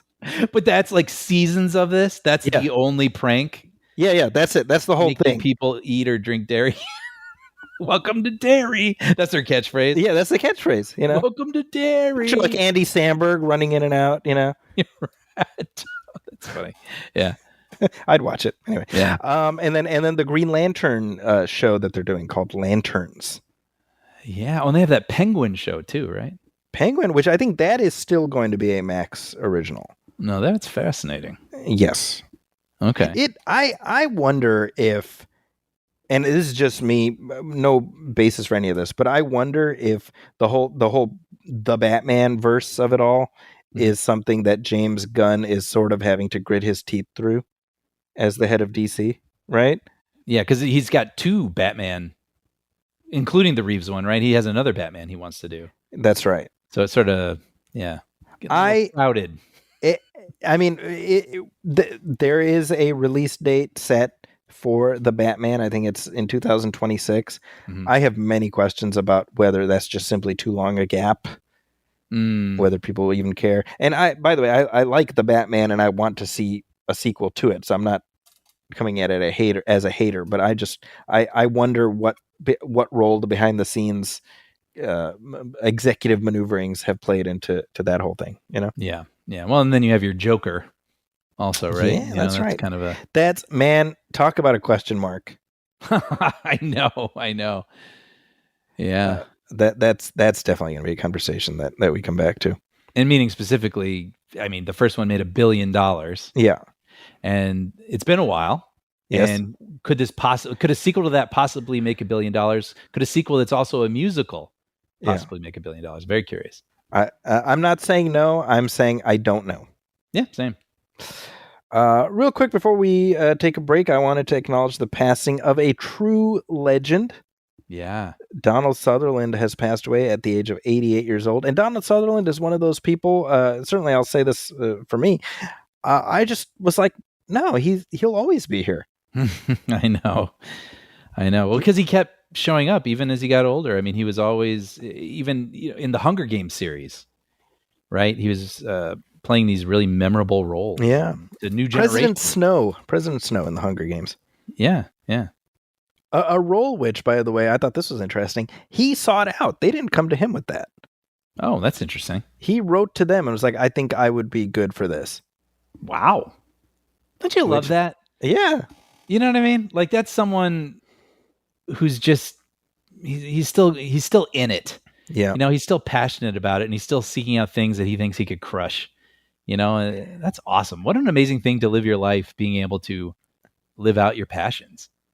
Yeah, and he's somebody, in terms of memorable performances, certainly for me, when I think off the top of my head, Hawkeye Pierce in the MASH movie, he, he defined that character before Alan Alda got there, Mm-hmm. He was very good in the 1970s Invasion of the Body Snatchers. And I was thinking about the movie JFK, where he's in it for essentially a scene. Mm-hmm. Right. And it's a scene where he just shows up and he just rattles off exposition. Right. and you think about the essential element was him playing that character because he just carries this intrinsic authority. Mm-hmm. And so he shows up and Kevin Costner's like, I don't know who you are. He's like, well, let me tell you what happened to Kennedy, blah, blah, blah, blah, blah, blah, for like 15 minutes. And you're just riveted. Mm-hmm. I mean, truly, you're like leaning forward in your seat. Yeah. And that's the power of Donald Sutherland's screen persona and just the inherent gravitas of his voice, Yeah, it makes me think of Backdraft too, where he has like a really memorable sort of monologue in there talking about fire. And yeah, absolutely. I read an interview a couple years back with Joss Whedon. Well, this is predating Joss Whedon's sort of self-immolation, and he talked about how much he disliked Donald Sutherland for he said he was a dick and he was changing his lines and whatnot on the set, and he was throwing his weight because he's a bigger name. And I was remembering that quote, and after Donald Sutherland's passing, I kind of went in, dug up, and I found that quote again. And I'm paraphrasing, but that's the gist of it. Mm-hmm. And I'm like, given what we know about A, Donald Sutherland, and B, Joss Whedon, I'm like, I gotta say, I think he's probably full of shit on that one. Joss, I mean. Yeah. That's funny. Yeah.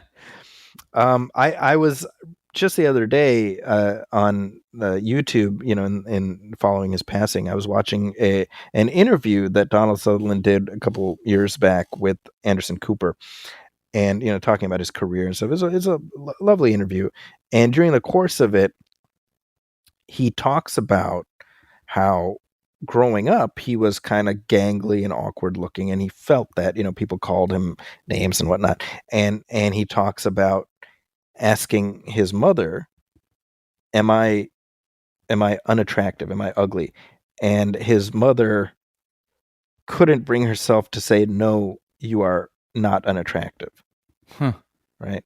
And this is him reflecting on this. He's in his 80s. And as he's telling this story, he started to get emotional. His voice is shaking. He was just on the cusp of crying, And Anderson Cooper says something to the effect of like, oh no, his mother said, your face has a lot of character. Which is a polite way of saying, no, you're not, you're conventionally not attractive. Exactly. And Anderson Cooper says, seeing his response, he says, that really stayed with you. He says, no, only for 65 years. Right. And I saw that and it just made me think, my God, the things we do to our kids without even realizing it potentially. Right. Because think about it, to be Donald Sutherland, in the last 10 years of his life, you look back on a life well lived, a career of just legendary career. You've worked with some of the greatest talents. You are recognized as one of the all-time greats. Mm-hmm. And yet the pain of that moment doesn't go away. Yeah. It's really that stuck out to me, Yeah. But regardless, just what a talent, what a presence, and in the wake of his passing, Kiefer Sutherland, his son, posted a lovely remembrance, and I'm like, if nothing else, to be remembered with love and fondness by your child, what else can you ask for? Well put. So with that, let's take a short break, and we'll come back and discuss some of the new releases out there.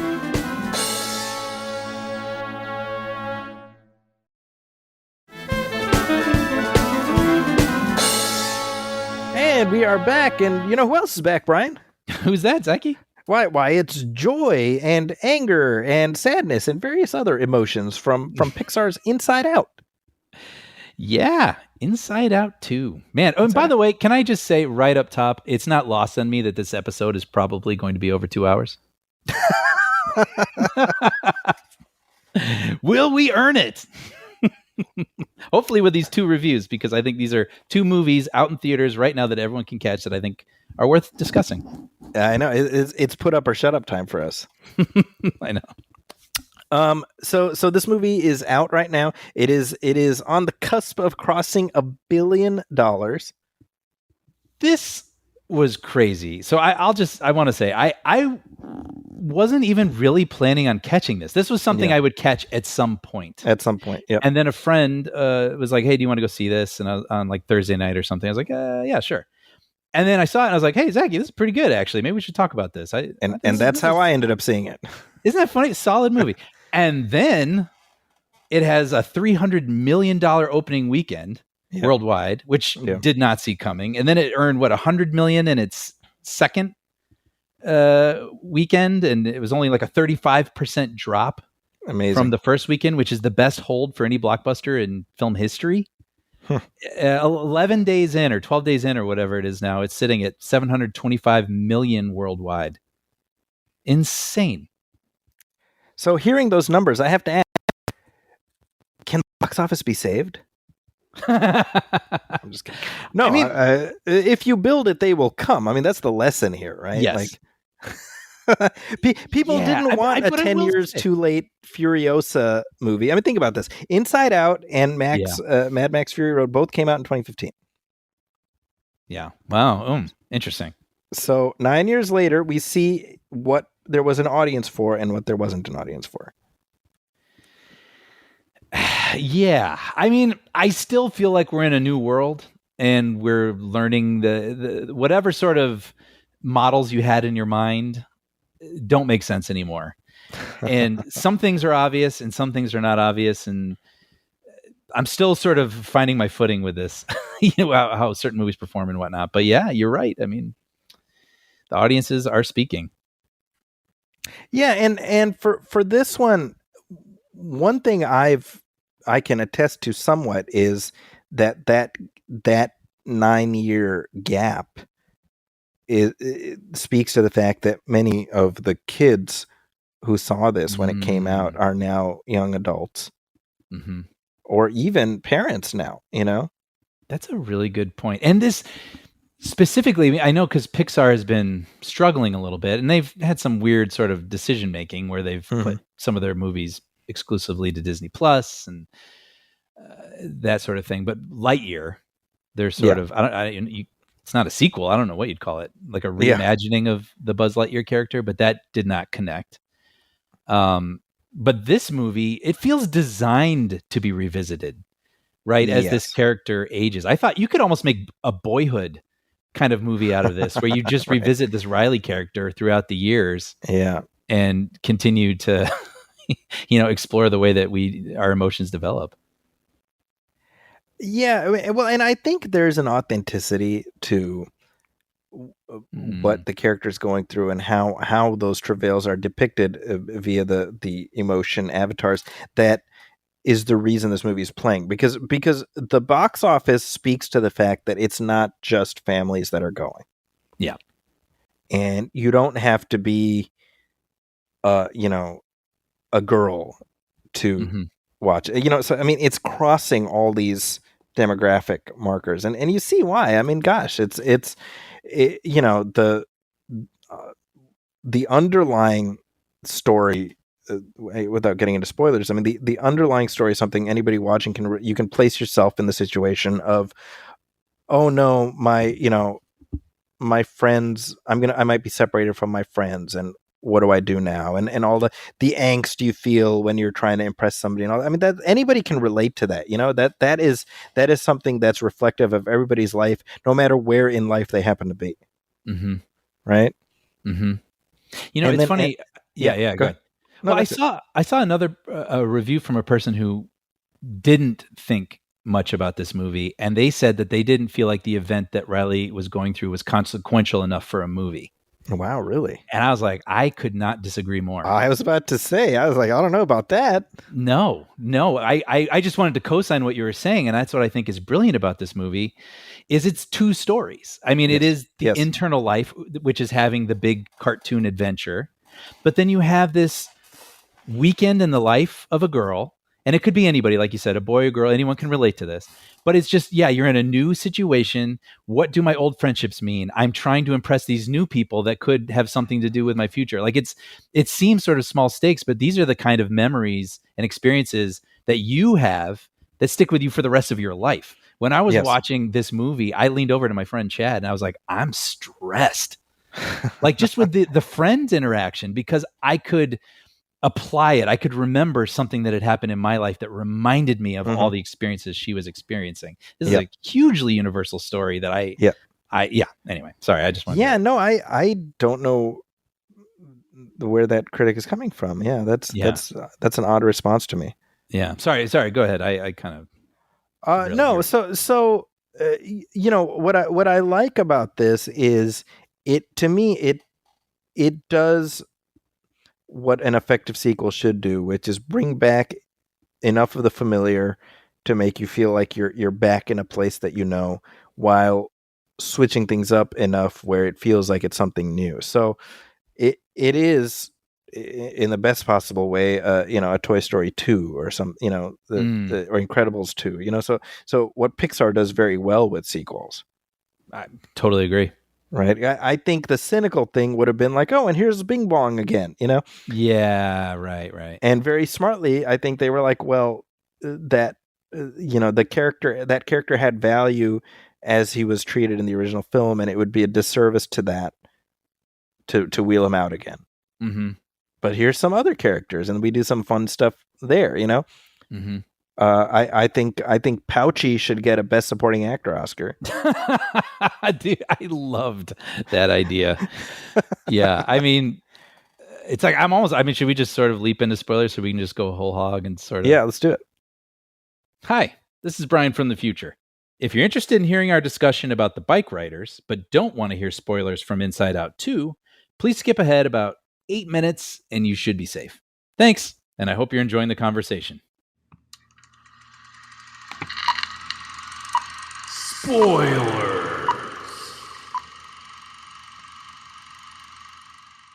So Pouchy, yes. I loved the whole... See, this is one of those things too where I was watching the movie and I wouldn't say I was angry. Sometimes I watch movies and I get angry when the writing is so good. But this I definitely marveled at, because there is so much going on here. I mean, like I said, there's the two stories. You have the emotions stories, and you have Riley's story. And that's enough to try to make those interesting and connect with one another. But then you have all these brilliant interpretations of the things that we experience, where you have the stream of consciousness, which is literally a stream filled with all the things that Riley is thinking about, and the sarcasm and all those sorts of things, and having those be actual obstacles that the emotions have to, conquer to get back to where they need to be. But one of the ones that I absolutely loved was this Pouchy character, just the concept of it, where it was a TV show that Riley liked when she was young, but she still likes it, but is too embarrassed to admit it. Right. And it's just such a relatable thing. Actually, I remember having this moment where I kind of got back into Sesame Street when I was maybe like 10 or 11 or something, because I still found it funny, but I would never admit it to anybody. But I remember I would tune into it every now and then because it was still funny. Grover's still funny, And so I laughed at this whole notion. That's really funny. Yeah, but and also there was something kind of striking too, wasn't there, about seeing the 2D animation against this beautiful 3D animation? Yeah. Yeah. And that was, by the way, James Austin Johnson as the voice of Pouchy. Yeah, I saw that. And by the way, it was like a little disturbing too when they reach into Pouchy at one point to try to get the stuff out of him. I cackled. I was laughing so hard at that, though. Yeah. But I mean, the main new character that gets introduced in this is Anxiety, played by Maya Hawke. And I was like, what an interesting character. I mean, now that we're in spoilers, I mean, she's not a villain. Right. kind of interesting. You could see where she becomes sort of sinister or something, or she needs to be defeated. And what I loved was she's never defeated. Right. She's just managed, Right. and I was like, brilliant. And, looking in the credits, I saw a lot of psychiatrists and doctors were thanked. And I was like, that makes so much sense. Right. Right. You can imagine for story purposes, you would want her to be kicked out or something. But it's like, Mm-hmm. no. Anxiety isn't always a terrible thing. Like it kind of Right. keeps us alert. It kind of, That's right. But I just thought that portrayal, and man, they really go there. I mean, when that moment was so kind of haunting, where she's out of control at the end. Yep. And she's Yep. moving so fast that it almost looks like she's not moving at all. And a single tear rolls down her face, and Riley's having a panic attack. Yep. It was like, I felt really stressed out, and so much sympathy and empathy for that character, but also I related to it. And it was kind of interesting to see it exemplified in that way. Right. I mean, portrayed that way. What's so interesting, right? And you talk about something being relatable, right? Because obviously the story is framed around the struggles of this adolescent young lady. But the beauty of it is, not too long ago, I had a job interview, and it was on Zoom. It was the first time I ever had a Zoom job interview. And watching this film, I was remembering me during that job interview. Yeah. And realizing halfway through, shit, nope, I don't have this. Oh. You know what I mean? Like, knowing halfway through, I was like, I'm not getting this job. Huh. And literally, like, imagining the little, inside me trying to push this button or that button, Yeah. Because that's what I felt when I was in it. Right. I felt my, there's that tingle of when you feel anxious, and you don't know why. Mm-hmm. And you know what I mean? So I think that's the beauty of a story like this when it's told well is the specifics are helpful in terms of the story, but they offer a window into kind of something more universal. Totally. Can I ask? I mean, things are getting a little more complicated now in terms of emotions and experiences that we can relate to as older people, but maybe younger children might not quite get. Because I think the first film was pretty amazing, where it was like, when you're young, you have these core emotions. You're happy, you're angry, you're never both. But then the revelation at the end of that movie was, as Riley gets older, well, sometimes joyful memories can contain a twinge of sadness. Emotions can be complicated. So, but I think a kid could could kind of wrap their head around that at a certain age. But I feel like these experiences in this movie starting to age up a little bit. I'm curious how your kids reacted to this story. I mean, did they react to the just sort of outward adventure of it? Do you think they related to some of these feelings that Riley was feeling? That's a good question. I haven't had like an in-depth discussion about the film, but they all tracked with it. Like because I went with my daughter, and she's 7. I went with my second one. He's 15, and I was sitting next to him. We had to sit separately, so my wife and my daughter sat.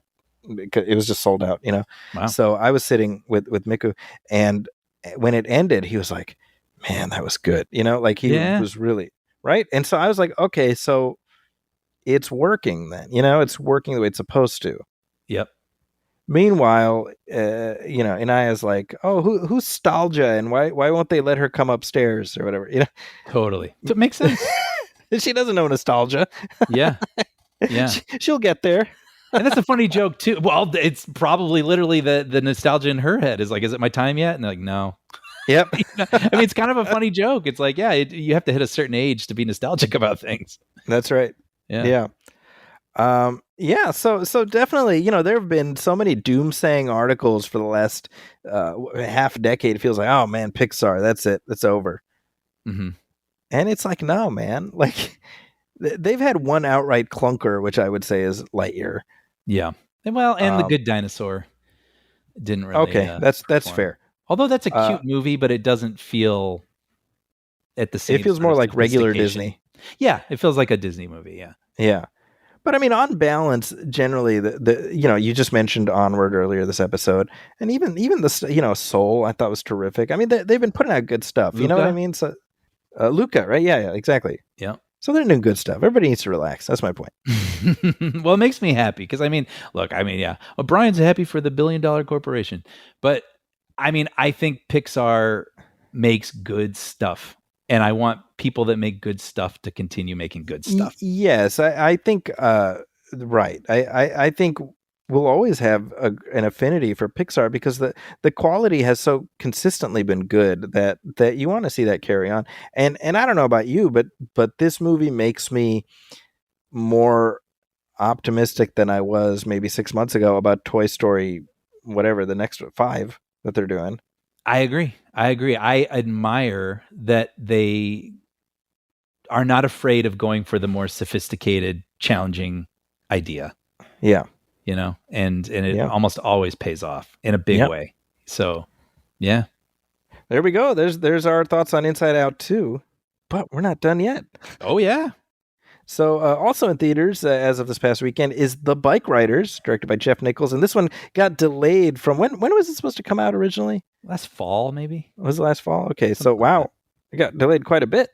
Yeah. Now, I have been a fan of Jeff Nichols for a while now. In fact, on this show, we've featured 2 interviews with him. Mm-hmm. Because for Midnight Special and also for Loving, I had an opportunity to chat with him. So it's been cool to kind of see him gradually gain a bit more of a profile. And this was a movie that as soon as I saw the trailer, I was like, man, I really want to see that.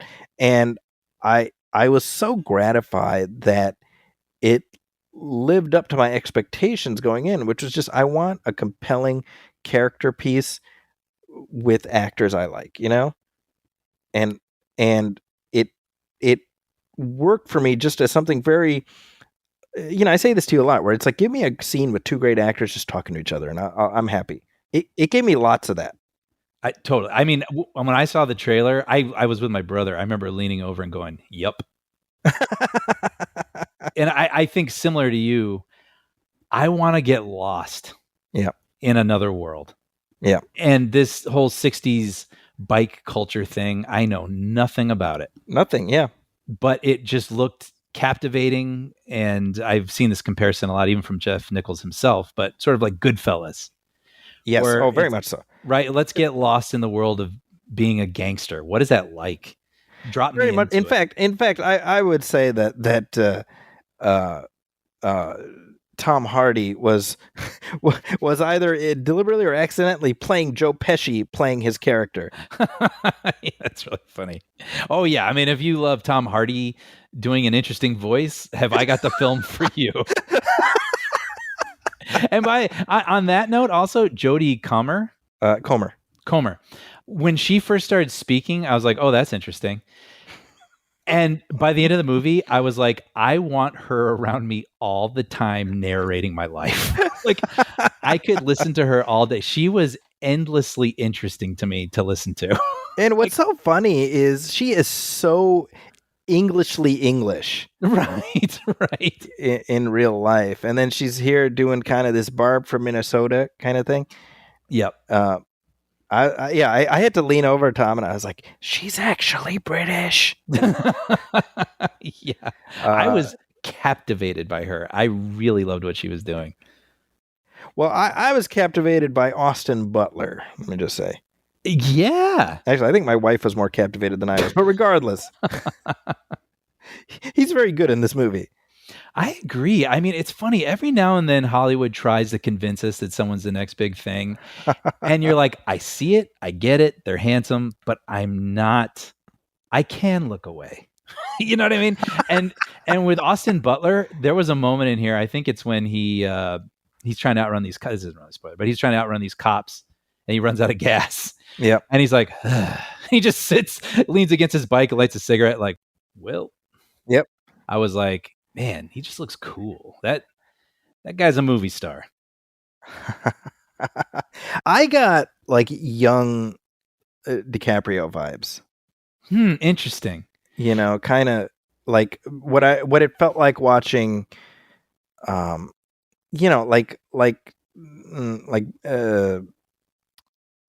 was gonna say not Titanic, but like around then, because I already knew who he was before Titanic, but kind of like, oh, this Romeo kid and has Juliet? talent. Yeah, Romeo and Juliet, I certainly I thought he was better than the movie, even like Basketball Diaries, sort of Growing like late Pains. Growing Pains, absolutely, Yeah. Mickey Mouse Club, was he on that? Right. No, I doubt it. I don't think he was on that, but no, I mean, definitely like really charismatic presence, Mm-hmm. and it kind of interesting because he is top billed, or he's co-top billed with Jodie Comer, but he's not the main character per se, Yes. right? Right. And I thought, yeah, like it's a trifecta. It's Yes. Austin Butler, Jodie Comer, Tom Hardy, and I think each of them gets a lot to do. And I think it's the dynamic between all three that makes it really interesting. But just to put a pin on this point, I think what's so crazy is you have all these other actors. I mean, you got Boyd Holbrook and Michael Shannon and Norman Reedus, and you name it, right? All these people, and the movie does a pretty decent job of giving each of those characters enough of an identity. Yes. That by the end you're like, oh, what happens to oh no, or hey, what happened to oh no, or whatever, Yes. Yes. And I think that's really that tells you something, Yeah. For the character I was most fascinated by was Johnny, played by Tom Hardy. Yep. And well, do we want to talk spoilers? I guess we do, right? Yeah, let's do that. Spoilers. They talk about how he got the idea to start the motorcycle club. Right? Isn't that fascinating? And it's like, yeah, he was watching, The Wild One. And he's like, I want to do that. And I was like, this is like the Hell's Satan's episode of The Simpsons. It absolutely is. Yeah. Right? And Yeah. what's so interesting is it becomes this thing that completely spins out of his own control. Yes. And you see, as the movie goes on, you just see the sadness on his face.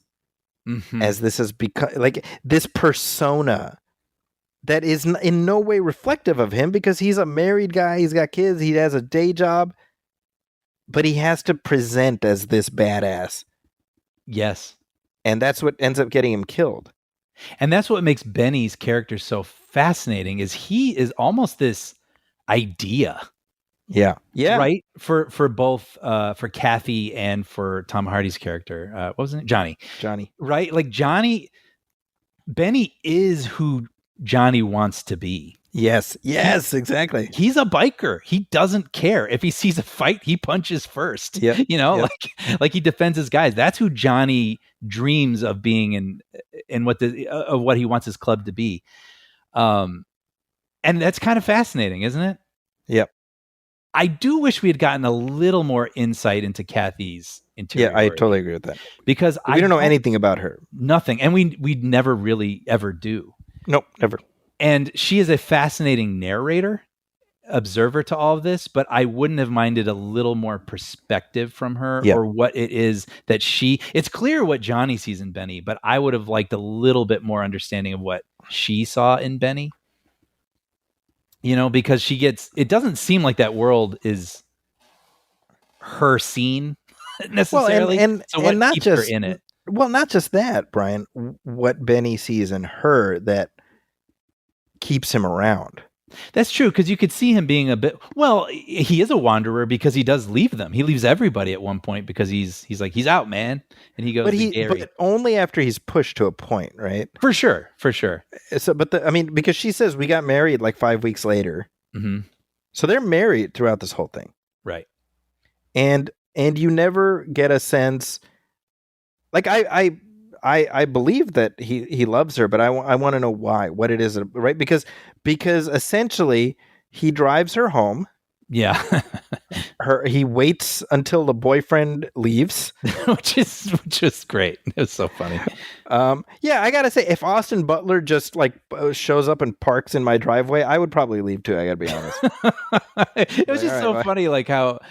The guy just the next morning, fine, just comes out with a suitcase, gets in his truck, and leaves. It's so funny. But in other words, he's in love with her also. Mm-hmm. But what is it? Like, Mhm. why? Right. Totally. I like their relation. I find it very sweet. Same. Yeah, he I seemed find like it's- a nice partner. Yeah, I mean, he seems like a good guy. He's not a bad seed. Yeah, there was like a cute little moment where they're watching Bewitched together, Mm-hmm. and he's Yep. laughing. Yep. Which is just something you don't see him doing that much, and so it was kind of fun seeing him in a comfort zone with her. You know, you get a little glimpse of, oh well, they make sense. What's interesting to me is that throughout the whole movie, Benny is like a coiled spring. Like he's so tight. Like he's kind of a blank slate. Like you don't know what he's feeling just under Mhm. the surface, right? Mhm. And so as you're watching this performance, at least me, I'm waiting for there to be an explosive moment. Like he's wound so tight, he's going to explode. Right. I'm thinking like Michael Corleone when he screams at Kay at the end of Godfather. But Uh-huh. instead, he cries. Yes. That's his catharsis. Yes. You know? Man, oh, that was so good. I mean, yeah, you have that whole speech that Kathy gives where it's like, real men don't cry. My dad only saw him cry, twice. Yep. Never saw Benny cry, but then when Johnny is killed, yep, he cries. Oh. I mean, and well, let's talk about Johnny getting killed, right? That too. Yes. What I love the language of movies where, I mean, you and I obviously we do this day in and day out, but anybody watching knows Johnny's about to die. Like when he's coming down the steps and he gets his keys or whatever, you're like, he's going to die. Yeah, I mean, I think you and I were saying off air when he met that kid, we're like, oh, Yeah. that's the kid who's going to kill him. Yeah, right. Yeah. You know, like he as he's leaving his house, because they're gonna have their little. He says knives or fists or whatever. Yeah. And he's leaving, and his wife is like, "Oh, make sure you get this when on your way home or something like that." My wife, she's like, "Come on, like say more to him." Like she knows she knew. Mm-hmm. You know what I mean? Yeah. Like that's the language of cinema. It's setting it up.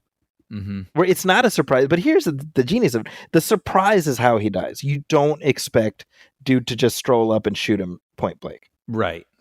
That's so in other words, it's coming and it's still a gut punch. Yeah. And I love what that represents, which was what he started out of control. And then they even reveal, because knives are fists. He's living by this old 1950s code. Mm-hmm. But then as they start bringing in more members, and they talk about drugs being introduced and all sorts of, awful things.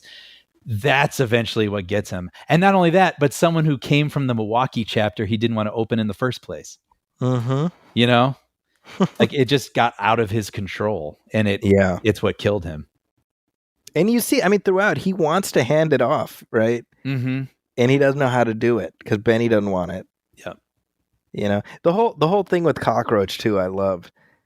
Where as you're watching, when he says, "Bring your pistol, I'm going to take care of Cockroach." Yeah. I was like, "Oh shit. Oh, Me too." Right? Yeah. And then when it happens, you're like, "Yeah, good. Yeah, good, Johnny." That's because that's Johnny. We like Johnny, That's right. Yeah. You know what was an amazing scene is when Johnny drives over to see Kathy for the last time. Yeah. And he's over there to ask about Benny, of course, because Benny is the person that these two people share. But when Kathy says she doesn't have any updates on Benny, Johnny continues to linger a little bit. He stays on the stoop. It's like he wants to talk, or he needs to talk or connect in some way. Right. And Kathy, with her body language, is clearly open to it. Like, I'm here. Do you need something? And Johnny just doesn't know how to express himself. He can't open up. And I mean, that's really what his club represents. It's made up of guys who I think want to connect and to fit in somewhere, but they don't really know how to do that anywhere else. He's not right. Yeah, I mean, there's an aura of sadness permeating the whole thing, right? Because it's the club is created as sort of a peon to a bygone era, right? That's why Johnny gets this idea. Mm-hmm. and it never reflects that. It never truly is representative of that. And yet, the framing device of the film is itself nostalgic for the time when this bike club existed, which was itself meant to be an evocation of this previous era. And so as you're watching, and they beautifully cut back and forth between, the interview sequences in the present, and then giving us a little bit of information when we want it, but leaving other stuff aside. The whole after what happened to Brucey, and my wife's like, "Well, what happened to Brucey?" Yeah. And then it's horrible, but then and then after what happened to Cockroach, what happened to Cockroach? It's kind of genius, Yeah. Also the scene when Kathy is almost assaulted. That, for being not very graphic, yes, was one of the most horrifying absolutely scenes I've ever seen of something like that. Absolutely. That's exactly what I was going to say. Ugly. It was ugly without showing anything, and it made me sick. Yeah. It's interesting. I'm glad you brought that up. Yeah, I mean, you made the exact point I wanted to, which is just the helplessness she feels. I mean, you feel it as the viewer. Mm-hmm. And it masterfully executed, and it was just horrendous. The way she's staring up at that room, she knows what's going to happen in that room. Yep. And she's powerless to stop it. I mean, man, I'll tell you, it's sobering. Yeah. So sobering. I mean, just as a cinematic experience, but also sobering to realize, this is what too many women go through. I know. And that whole scene is where you're starting to see the rot that is now inside the club beginning to show itself. You have the Cockroach character where he's talking to two people who he thinks are in the club with him. Like, these are my guys, these are my people. And he's like, yeah, I'm thinking about leaving, maybe become a highway patrolman. Can you imagine getting paid to ride a motorcycle? Well, I'm going to go over here now. And he steps away, and these two sketchier members look at one another like, well, guess we got to beat him to death.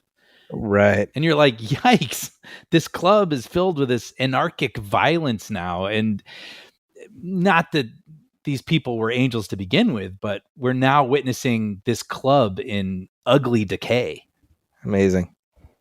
Yeah, it's really something. I'll tell you. I mean, as you said earlier, I mean, I watched it. I enjoyed it. I was never bored. And when it ended, I was like, man, I really like that. But then the following day, I was like, I mean, I texted you first, and I was like, man, I can't wait to talk about this thing. I know. I felt the same way. I was really looking forward to talking about this with you because I found that the movie was still rattling around in my mind. I will say, I still think a little more insight into the characters' thoughts, or even glimpsing some of their experiences outside of the gang for a little perspective, might have rounded things out even more. But that said, I found this movie really evocative and captivating. And when the credits were rolling, I felt like I was leaving another world. And that's always a satisfying feeling. Well, and coming up in the next week, we got Horizon, the 3-hour Western from Kevin Costner, and Beverly Hills Cop, Axel F. I'm hopeful. I'm hopeful for both. Yep. I am always hopeful for both. But that wraps up our discussion of Inside Out 2 and the Bikeriders. Let us know your thoughts if you've seen them. Do you agree or disagree with what we had to say? And if there's anything else that we said during these last several hours we've been chatting, if anything piqued your interest, please email us at moviefilmpodcast@gmail.com. You can also hit like on our Facebook page, facebook.com/moviefilmpodcast, and message us there. If you're looking for me online, you can find me on social media at Zacky's Corner. That's ZAKIS Corner. I'm on Twitter and Threads and Blue Sky, various other, Instagram, etc. And of course, you can look for my reviews and writing at the San Francisco Chronicle and also at the Wrap. What about you, Brian? What do you have going on? Well, as always, episodes I've written of Young Jedi Adventures are available on Disney Plus and air on Disney Junior. And new episodes are coming. August 14th, season 2 kicks off, and there's a lot of really cool and fun stuff going on that season. So I look forward to all that dropping and people finally being able to see it. Nice. Well, with that, as I say at the end of every episode, if you like what we're doing, please go to Apple Podcasts, leave a review, leave a star rating. Every little bit helps, and please hit subscribe. We are also on YouTube, and we're trying to get that YouTube channel a little bit more lively. But if you can go hit subscribe on that, it's the MovieFilm Podcast, and show us some love there. That would be great as well. But with that, on behalf of my partner Brian Hall, my name is Zaki Hassan. This has been MovieFilm 294. Catch you next time. Thanks, folks. Welcome, friends, it's the Movie Film Podcast.